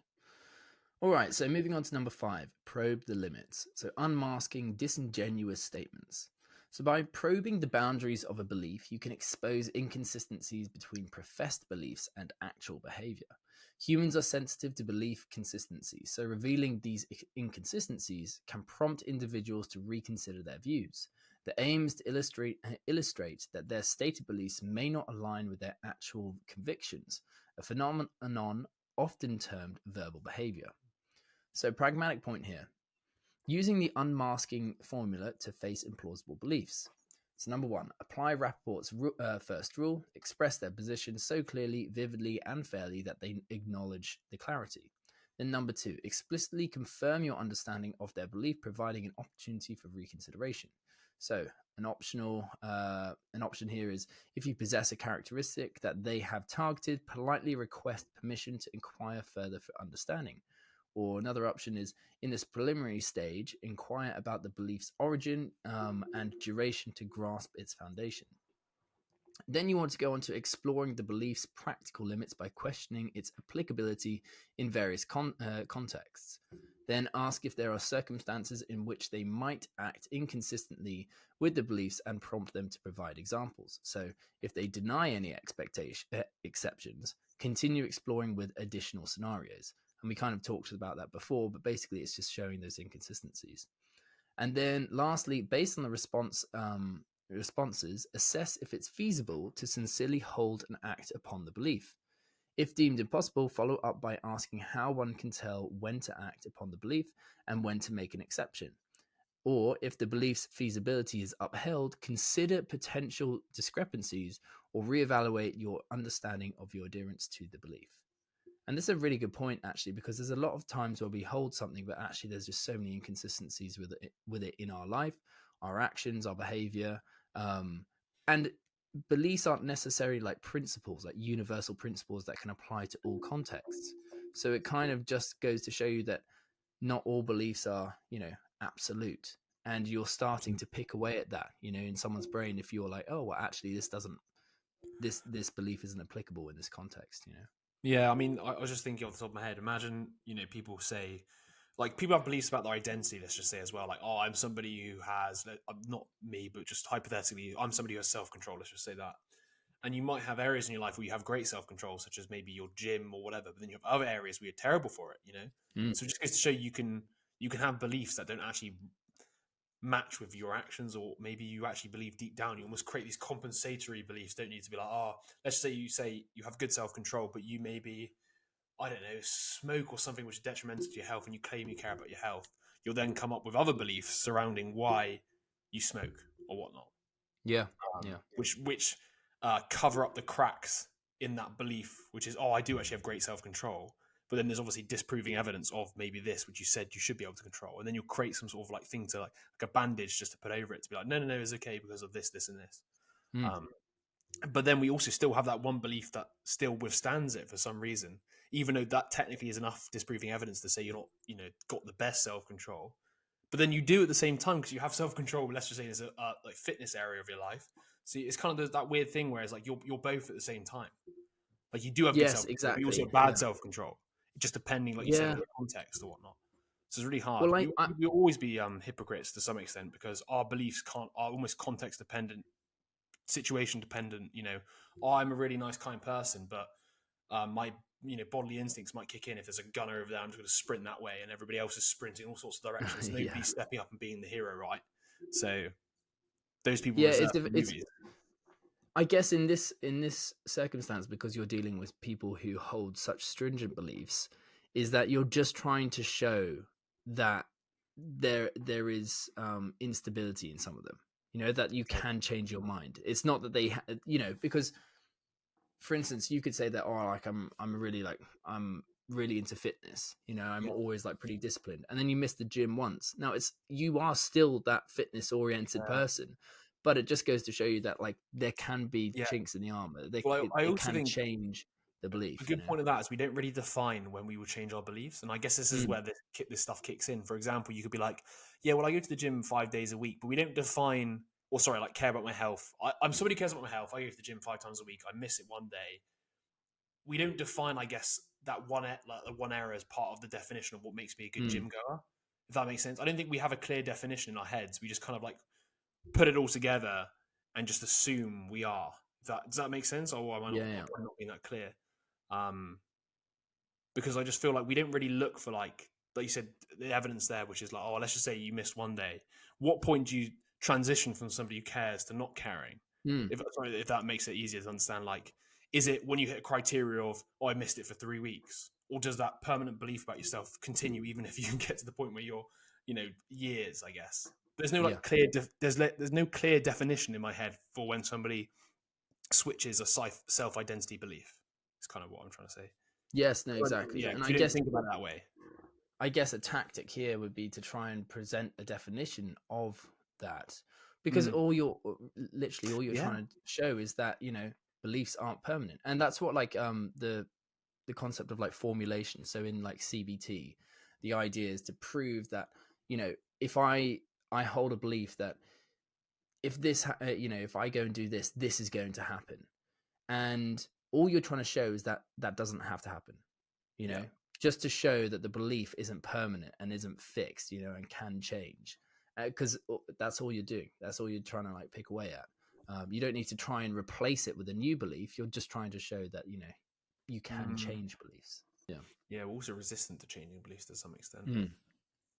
But I just, when I was thinking out loud, then it just made me realize the sort of power of some of those other techniques of allowing people to sort of like, how confident are you in this belief, and what conditions would make you change your mind, which would, especially when it comes to identity related beliefs in my head, would allow, I guess, some sort of deeper diving into like, oh yeah, maybe I do think I'm motivated in this area of my life, but I Yeah. evidently not motivated in this side of my life. So therefore, am I a motivated person in general? Maybe not. I am just with the things that I'm motivated with, you know. Yeah. Everybody can say that, right? Like it's one of those Yeah. things you don't really think about until you say it out loud. You're like, oh, okay, yeah.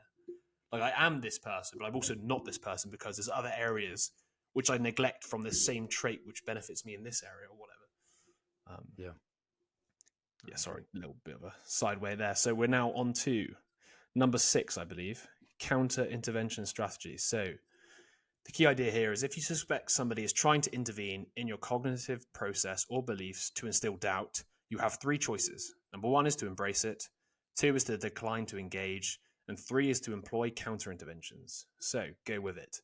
You can embrace the intervention to learn from the techniques used and gain insights into your belief examination process, regardless of the outcome. Stonewalling Socrates. So if someone doesn't respond, intervention is futile. Refusing to participate guarantees the failure of any belief intervention. And then we've got here the counter intervention techniques. So counter intervention strategies can be employed when someone attempts to intervene in your beliefs. Common signs include questions like, how confident are you in that belief? Or what evidence would change your minds? This is basically just people using the tools of this book against us. So the key idea here is there are 5 effective counter-intervention strategies. So number 1 is adjust your confidence level significantly lower or higher when asked about belief certainty, limiting the intervention technique. So if you lower the confidence, this makes the intervention harder, limiting the technique. Or if you express the opposite belief, this negates the need for intervention, as you don't genuinely hold the belief. Number 2, pretend to change your stance early on to create the illusion of success. Number 3 then is express doubt about your doubt, shifting focus from your belief to your uncertainty. Request help to understand what you're missing to reach full conviction, essentially reversing the intervention. I quite like that one. 4, assert your strong belief but express reluctance. For example, I firmly support raising the federal minimum wage, yet I wish otherwise. And then 5 is reverse interventions by questioning their motives. Instead of answering, ask why they're inquiring or how confident they are in changing your beliefs. This shifts the conversation to their beliefs and their goals. So, these are the numerous unconventional techniques for derailing or reversing interventions. For instance, you could do the following as well. So, deliberately undermine rapport, create a unique epistemological stance, such as claiming your cat guides you to truth. I call it that. Just like pretend you're a crazy person, effectively. Employ equivocation by altering the meanings of common words. Propose implausible disconfirmation conditions and assert increased confidence in your beliefs. Embrace relativism by asserting that statements are subjective truths. Oh, well, what have we heard that before? Shift beliefs multiple times during the conversation. It's quite funny here. He's like advocating for being a crazy person to some extent. Yeah, pretty much. We wouldn't recommend this stuff, but you can. I mean, the funny thing is, when you see this here, you can kind of see this when other people sort of argue as well. It's so easy to obviously fill into relativism. Oh, like nothing matters. Everything's related. Everybody has their own truth. Because you can't argue against it. You can't really argue too much for it. Yeah. So yeah, these are the ways to sort of combat when somebody's using some of the techniques we spoke about earlier on you. But yeah, so by using these tools, you can get through the stubbornness of those with more closed minds. So we've had the 6 tools for the experts. We've got the synthesis, so recruiting your partner to help refine and synthesize your positions. We've got the 2, which was the helping people vent steam or steam vent, talk through the emotional roadblocks. We've got 3, Altercasting, which is cast your partner in a role that helps her think or behave differently. 4, hostage negotiations, apply the cutting-edge research on hostage negotiations to your conversations. 5 is probing the limits, engage someone who professes a belief that can't be lived. And then the last one is the counter-intervention strategies. So what should you do if someone is attempting to intervene in your beliefs? But for the most entrenched individuals, particularly ideological extremists, you may find 2 additional techniques invaluable. Yes, all right. So moving on to the last chapter, chapter 7, master level, 2 keys to conversing with idealogues. So how to move unmovable people. An idealogue is characterized by steadfast adherence to their moral beliefs, often resistant to revision or reconsideration. Unlocking the pathway to success involves a nuanced understanding of how an individual's moral convictions intertwine with their personal identity. Each interaction encompasses discussions on what happened, which is facts, emotions, and identity perception, so how each person perceives themselves.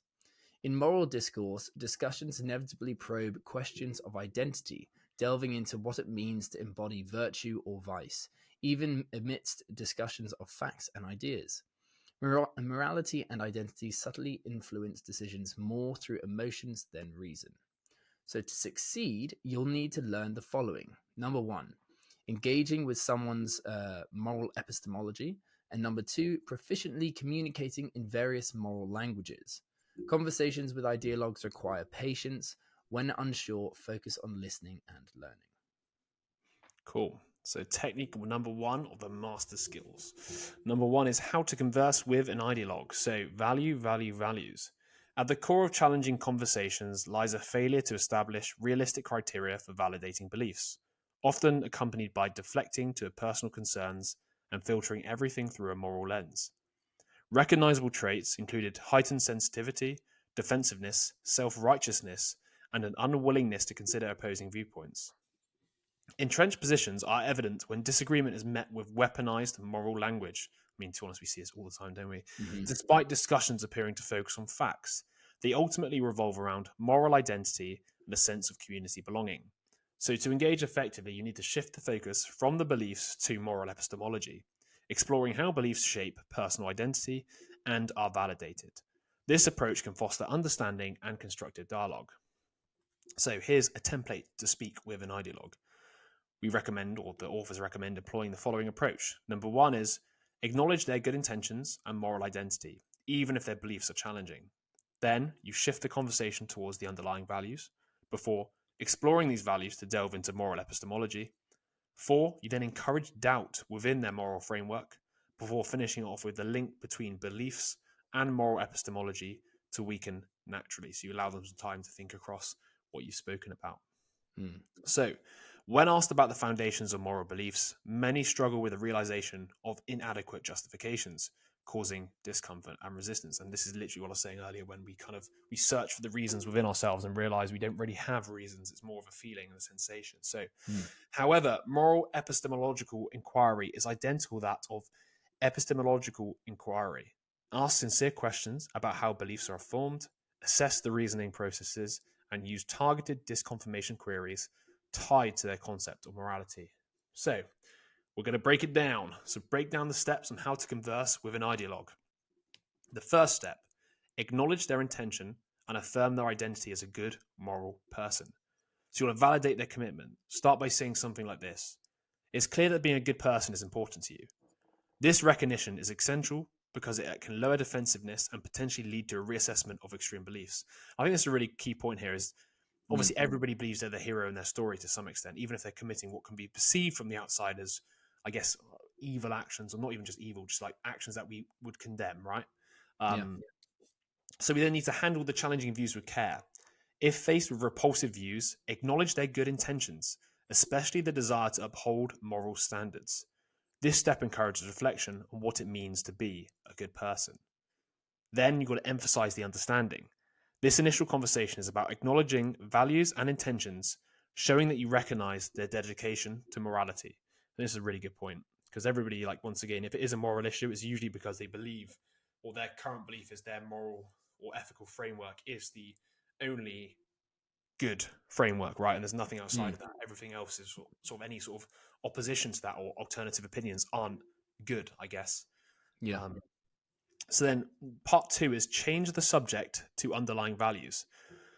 You've got to shift. So begin with, these beliefs are clearly significant to you. What is their foundation? For those more informed, ask about the guiding values or the process behind their beliefs. Further exploration questions can be seen like, which values would challenge your view if they changed? And also, under what conditions would your belief be disproven? Then you've got to disrupt defenses. Shift focus to underlying values disrupts the circular reasoning and defenses, like relying solely on a holy book for justification. Then you have to foster openness, so engage in philosophical discussions without hesitation, as most people enjoy exploring their beliefs. 3. Invite a deeper conversation about the underlying values. Express interest. Say, I'm intrigued by what you've shared about your values. Let's delve into them. Your aim now is to assist your conversation partner in clearly articulating their values, their origins, their validation process, and their connection to their personal identity. You can use there's a load of questions here. We're going to cut it down to a few of them. So, what defines goodness to you? How does one know if their actions are morally right? What traits do you associate with good people? Do you think good people have a specific mindset? And which values drive your convictions? Then allow reflection. Recognize that individuals may assume their values are obvious before encouraging the self examination. So then you have to prompt your partner to explain their moral epistemology with targeted questions about the identity, challenging the link between the belief and the rationale for the belief. Then part 4 is induce the doubts within their moral epistemology. Moral epistemology applies epistemological principles to the moral questions, focusing on how individuals discern moral truths, and principles for ethical conduct. So, a quote from the book. Few people have deeply considered the meanings and implications of morally relevant terms like justice, fairness, loyalty, or truth. Our guts, or more accurately, our moral intuitions, society, family, religion, culture, and so on, all offer the illusion that we've grasped timeless moral truths, how to uphold them, and how to spot transgressors, as well as punishing violators. And this is such an interesting point as well, because when push comes to shove, even I wouldn't even know how to define justice, fairness, loyalty, or truth. No, exactly. Yeah, I don't. And I I guess think that's most the whole people, point yeah, of this, isn't it? yeah, It's like it's to you're exactly get them to realize that these terms they still wouldn't be able to clearly define, because nobody really can to some extent. We can always try because they're such ethereal concepts and they mean different things to different people, right? Exactly. So yeah, our moral intuitions guide judgments of goodness or badness in actions and individuals. So fragile moral epistemology serves as a key entry point for belief interventions, offering opportunities to introduce doubt, foster some humility, and reduce confidence in entrenched beliefs. Now, the very last step is 5.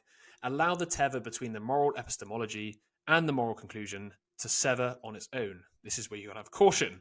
And a quote from the book.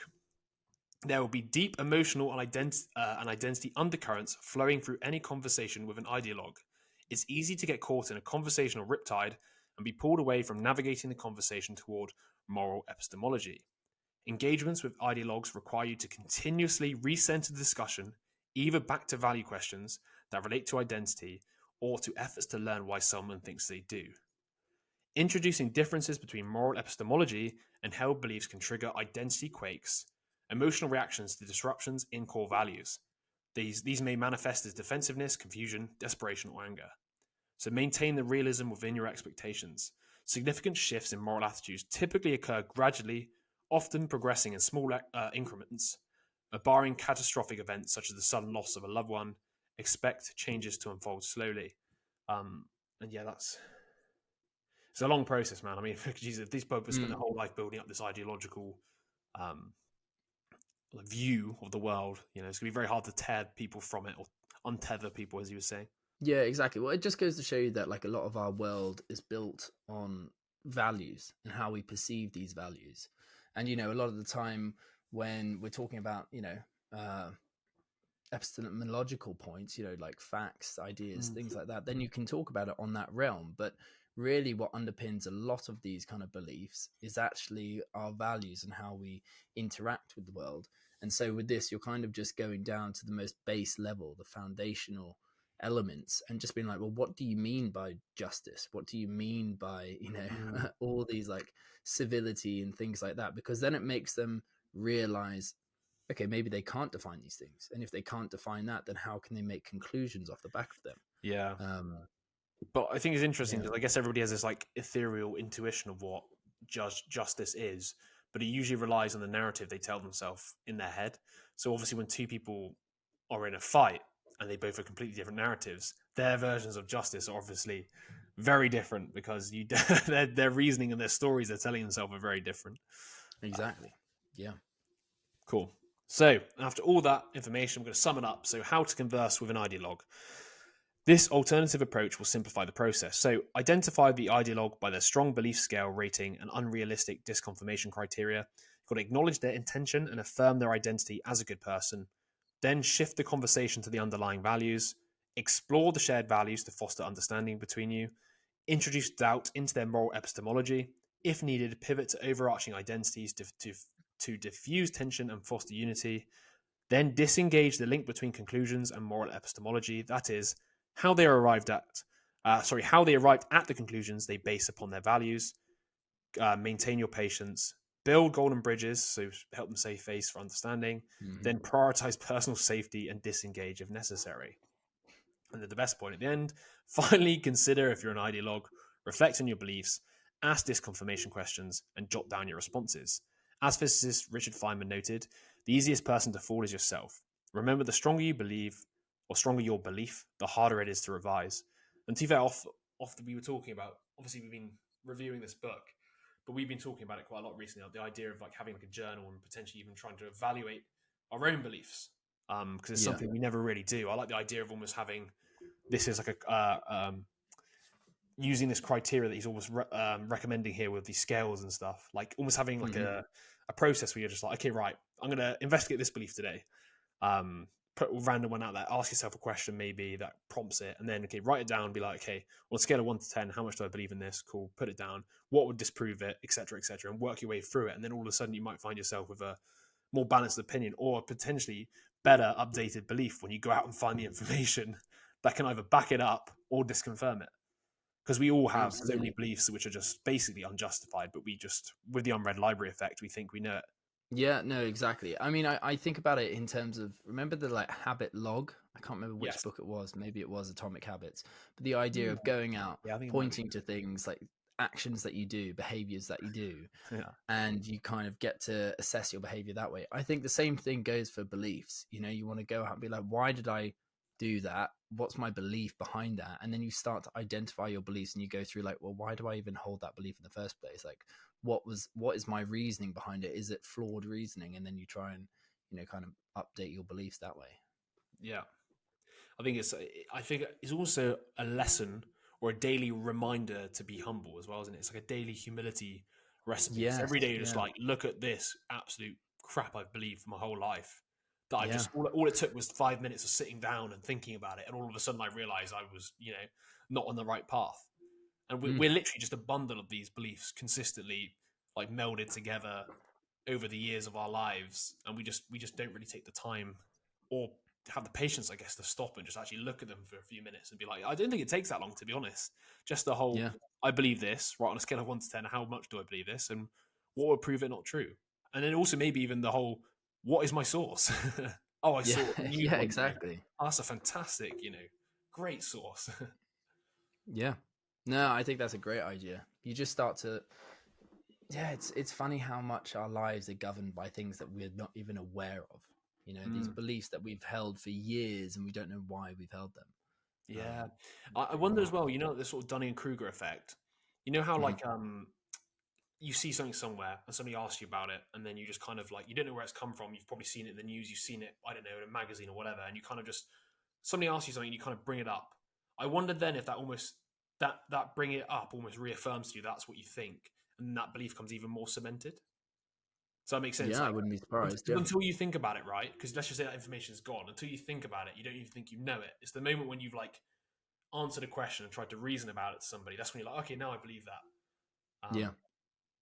But then my point there is more, if we do that about a lot of different things, then we have so many beliefs that we literally just haven't checked twice almost. We just kind of like made it up on the fly and just now we believe it because like we've just said it once and it just feels right or it feels reasonable or whatever. If it, like, who cares? It doesn't matter. We can close it off as that is the reason for it or the explanation.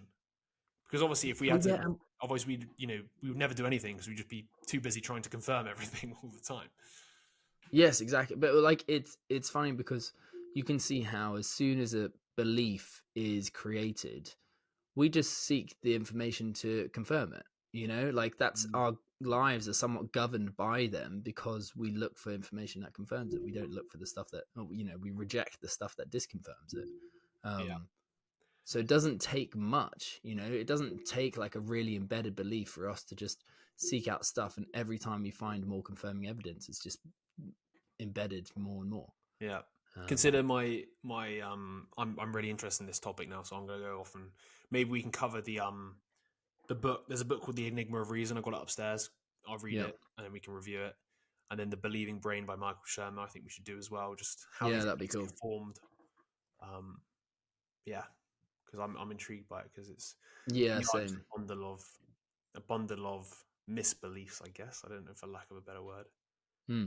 That I guess the whole point of awareness and introspection is to try and identify those things, which is like, hang on a second, I thought this, and now, but that doesn't work. Or, that's interesting because the world doesn't line up the way I thought it should.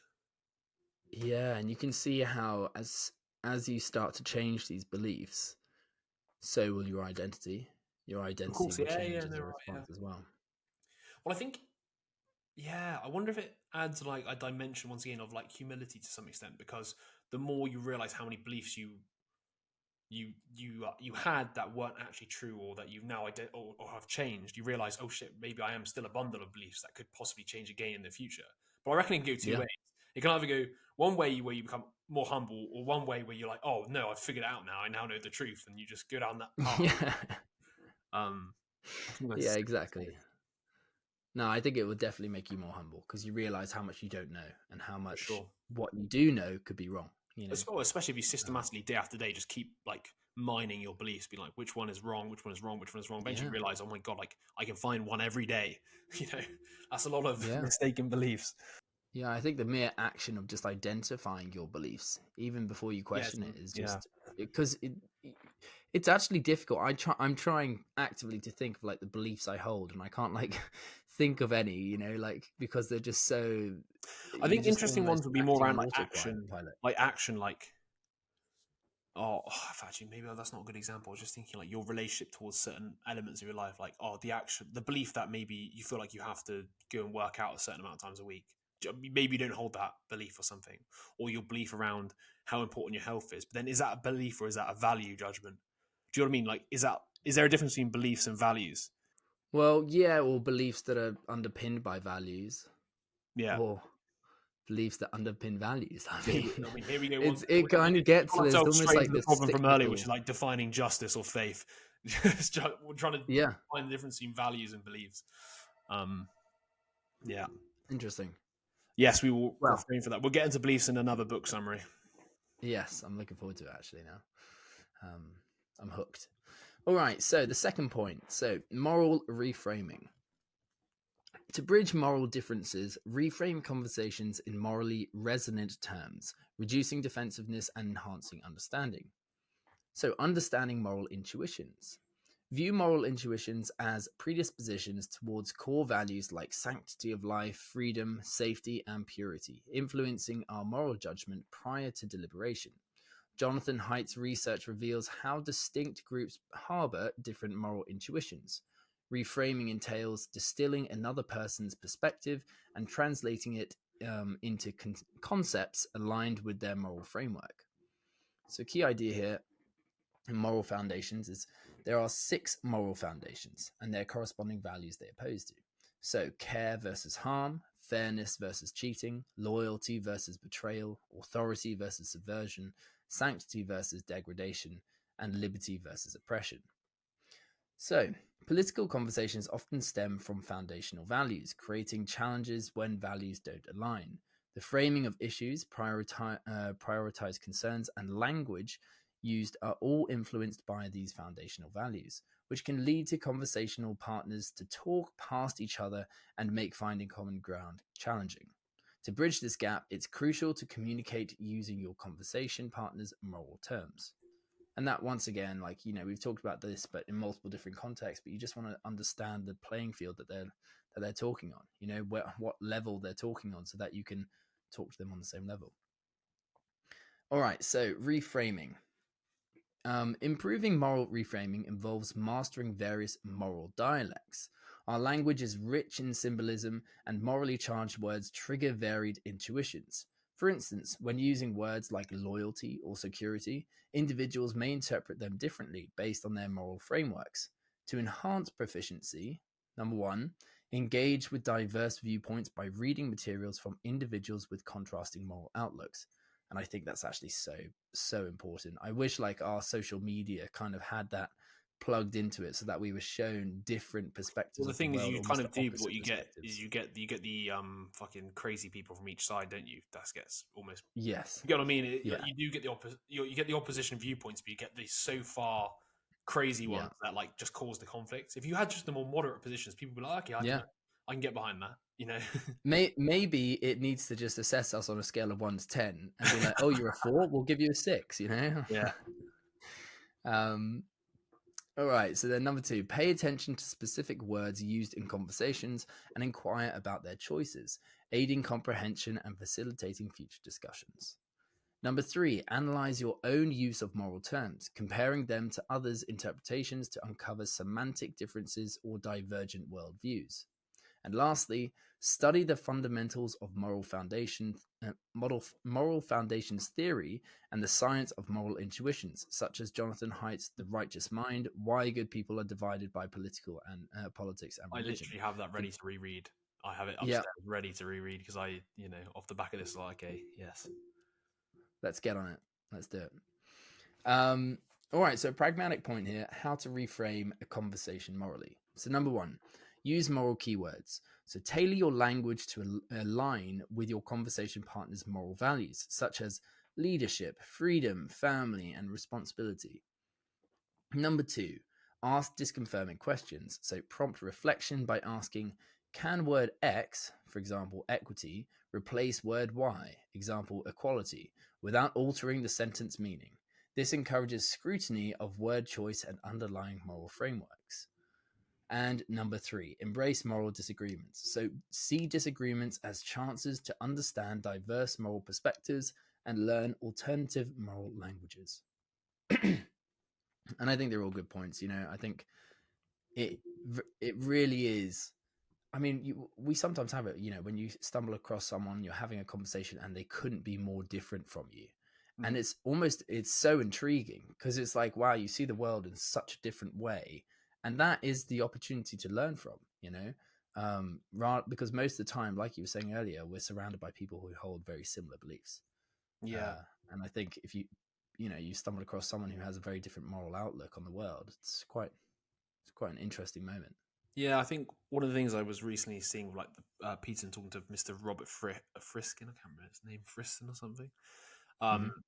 They were using the idea that people with the same beliefs, and I think it even might have been on the Daniel Dennett podcast as well, become more predictable to people. So you hang out with people with the similar beliefs because they have a similar moral outlook because of the similar beliefs, and therefore you can predict their behaviors better, and they're obviously not going to shock you by behaving in a way that you disagree with, right? To some extent. So that's almost why Yeah, we end up in these little mini tribes with shared beliefs, because if you have completely different way of looking at the world, I can't predict the way you're going to act. Although maybe you could if you're super robotic and so obvious in the other way that I could even guess what the other way is, right? To some extent, yeah, that you just don't feel comfortable around them because you feel unsafe. It's almost back to that sort of idea of, yeah, you don't feel comfortable because you don't feel like you can guess what they're going to do because you don't yeah, understand them, and therefore you almost have this like moral feeling against them, I guess, to some extent. Like you feel like this almost like distrust, I guess, and that's where I guess all this polarization to some extent comes from. It's like I distrust these people because I can't predict them really, because they see things just mm, so different to how I do. And I wonder yeah, if that's where it stems from. It's just a fleeting thought from something I saw on a podcast. yeah. It's a good Yeah, point. cool. Hmm. So we're basically there. We've got the conclusion here. So impossible conversations often revolve around moral beliefs tied to personal identity, but they play out on the level of facts. Navigating moral discussions is complex due to their deep connection to the personal identity and community. And I quote from the book: the added burdens of people thinking it's a virtue not to change their minds or belonging to communities that reinforce their beliefs, which makes shifting their ideas in this area nearly impossible. So in this chapter, I'm pretty sure, was this the master level or are we at the sort of super Jedi level? I think Because this is we, the Super Jedi level, yeah, okay, we're at that level. So as they yeah, put it in their words. yeah, yeah. Yeah, So you had the how to converse at the Yoda level, whatever. How to converse with an ideologue. So switching to the moral epistemology. Then the second part, which you just covered, which is the moral reframing. So learn to speak in moral dialects, and that is pretty much the book. that's it. There There is we a go. debrief. I don't know if you want to take the debrief ahead. Yeah, or I not. mean, a lot of lists, but yeah. So, I mean, there you have it. All the tips and tricks to have a good conversation, to change people's perspectives, to intervene appropriately, and to talk to anyone with differing levels of contention. So we talked about the 7 fundamentals of good conversation. So we talked about goals, why you engage in this conversation in the first place, partnerships, be partners, not adversaries, rapport, develop and maintain a good connection. You want to listen, so listen more and talk less. Don't shoot the messenger, so don't deliver your truth. Intentions, people have better intentions than you think, and walk away. So don't push your conversation partner beyond their comfort zone. We then moved on to beginner level. So the 9 ways to start changing minds. So we talked about modeling, words, define terms up front, asking questions, acknowledge extremists on your side, especially how to navigate social media. Don't blame, just discuss contributions. So remember, everything takes 2 to tango. Most people contribute to an issue. Focus on epistemology, so figure out how people know what they claim to know. Learn what makes someone close-minded, and what not to do. So reverse application, so a list of the fundamental and basic conversational mistakes. Yeah, Jess, do you want to Yeah, continue? I'll jump in, mate. Don't you worry about that. You can save some breath. So then I believe did we start from here today? I think we did, didn't we? At intermediate level. Mm-hmm. Yeah, so this is where we started in part 2. So intermediate level, 7 ways to improve your interventions. So number 1 was let friends be wrong. It's okay if someone disagrees with you, even about a cherished conclusion. Number 2 was about building bridges, so finding ways to help your conversation partner to save face, avoid social embarrassment if they change their mind. 3, then we had language, so the avoiding the use of you, switching to the third person or collaborative language such as we and us. Then we had the idea around being stuck, and then reframing, so shifting the conversation to keep it going smoothly or back on track. Then we had changing your mind, so change your mind on the spot, which also links in with the modeling we covered earlier. Then we had one of our favorite ideas, which was 6, of introducing scales, so using scales to gauge the effective interventions, figure out how confident someone is in a belief, and then put their issues into perspective. And then we had 7, which was also a great idea, outsourcing. So looking to outside information to answer the question of how do you know that, as well as clarifying the sources of information that they got their opinions from. Then we moved into the advanced skill level where there's 5 rules or 5 ideas. So one was keep Rapoport's rules. So re-express, list the points of agreement, mention what you learned, and then rebut. We had 2, which was avoid facts, which is do not bring facts into the conversation unless explicitly asked. 3 was the seeking disconfirmation, which is another great point. So asking the other person, how could that belief be incorrect and in what context? Then we had 4, which was the yes and, something we covered across all the communication books. So eliminating the word but from your spoken vocabulary. 5, then we got dealing with anger as a large part about how to sort of navigate anybody who's angry and knowing yourself. Then we had the expert level skills to engage the closed minded. So we had 1, which was synthesis, so recruiting your partner to help refine and synthesize your positions together. 2 was help somebody vent, so talk through the emotional roadblocks. Then we had another great idea here with 3, which was altercasting, so cast your partner into a role that would help them think and behave differently, such as, I don't know, a KPMG consultant or some bullshit like that, which would put them in a mindset of problem solving or whatnot. 4 was hostage negotiations, so apply the cutting edge research on hostage negotiations to a conversation. Then we had the probing the limits, so engage someone who professes a belief that they don't live. Then 6 was the counter intervention strategies, so what should you do if someone is attempting to intervene in your beliefs? And then followed that, we just finished off the master level, the super Jedi Yoda level, 2 keys to conversing with ideologues. So how to converse with an ideologue by switching to moral epistemology from the other epistemology we've been covering. And then 2 was the moral reframing, learn to speak in the moral dialects. And that is it. Whew, that's it. It's There a we very, go. we did say at the beginning, very practical book. It's taken us Yeah. the second time we reviewed it. Each time I feel like we've covered it slightly differently. So if you enjoyed this version, you enjoy the first one. Obviously, learning everything's about repeating. I mean, I feel like I've gained a new insight just from reading this again. I'm not using Altercasting enough at all, and I haven't really used scales, and I like the idea of scales a lot. Yeah. I think every time we've read this book, we just take out a different point. You know, we resonate with the point more than others. But I think, you know, a lot of it goes, like when I was summarizing this, I was saying that, you know, I realized how kind of important the different stages are. Most of the time you won't need these like full on, you know, tactics to talk to someone, because it just depends on how contentious they are with a specific belief, you know. Obviously some people are more stringent than others, but, you know, first is working on those like beginner skills, you know, the beginner conversation skills, because then you're already having a good conversation that most people are probably open to talking about certain beliefs. It's only after that point that you need to start, you know, maybe engaging certain tactics. I've also wanted to add something quickly there where maybe I'm just projecting here on my own personal values, but some people do actually quite like their beliefs being changed, in terms of if you can come up with a valid reason for why they're seeing something wrong. Some people actually enjoy, or most people actually do enjoy having these conversations, because not many people first of all have these conversations in the first place, but they enjoy seeing alternative perspectives. I mean, what is reading a book, which is obviously what we enjoy doing a lot, but just seeing somebody else's different perspective on something and trying to incorporate that into what we think, right?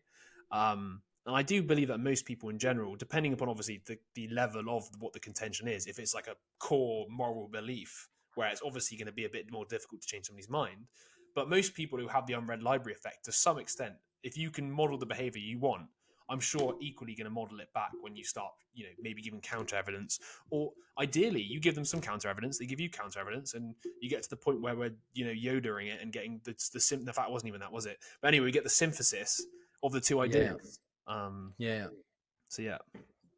no, exactly. So yeah, a lot to take away from this book. If you want to check out all the actionable points, head on over to the website. It should be there waiting for you.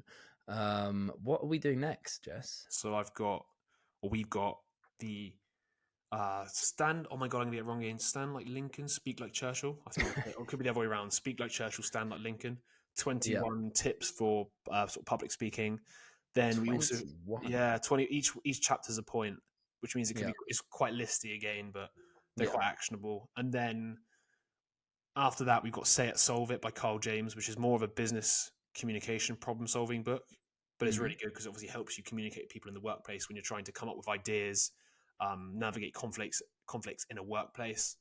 Once again, some of the ideas that we'll touch on in that cover some of the stuff that we've touched on here, but it's good to see that they're sort of cross-mingling all these ideas that, you know, stood the test of time, being found again and again. So those two are the next two, I think, and then you've got another one, the small talk, wasn't it, or something, which we could do. Yes, the fine art of small talk. I think that's another one. So yeah, we've got plenty of books. We've got plenty of books to come up, communication books. And then we'll get into beliefs afterwards, I think, or I'm excited. We'll do a little detour into how beliefs are made, and maybe even to conspiratorial thinking as well and stuff like that. That sounds good. Lovely. That sounds good. All right, well, there you have it. That's a wrap.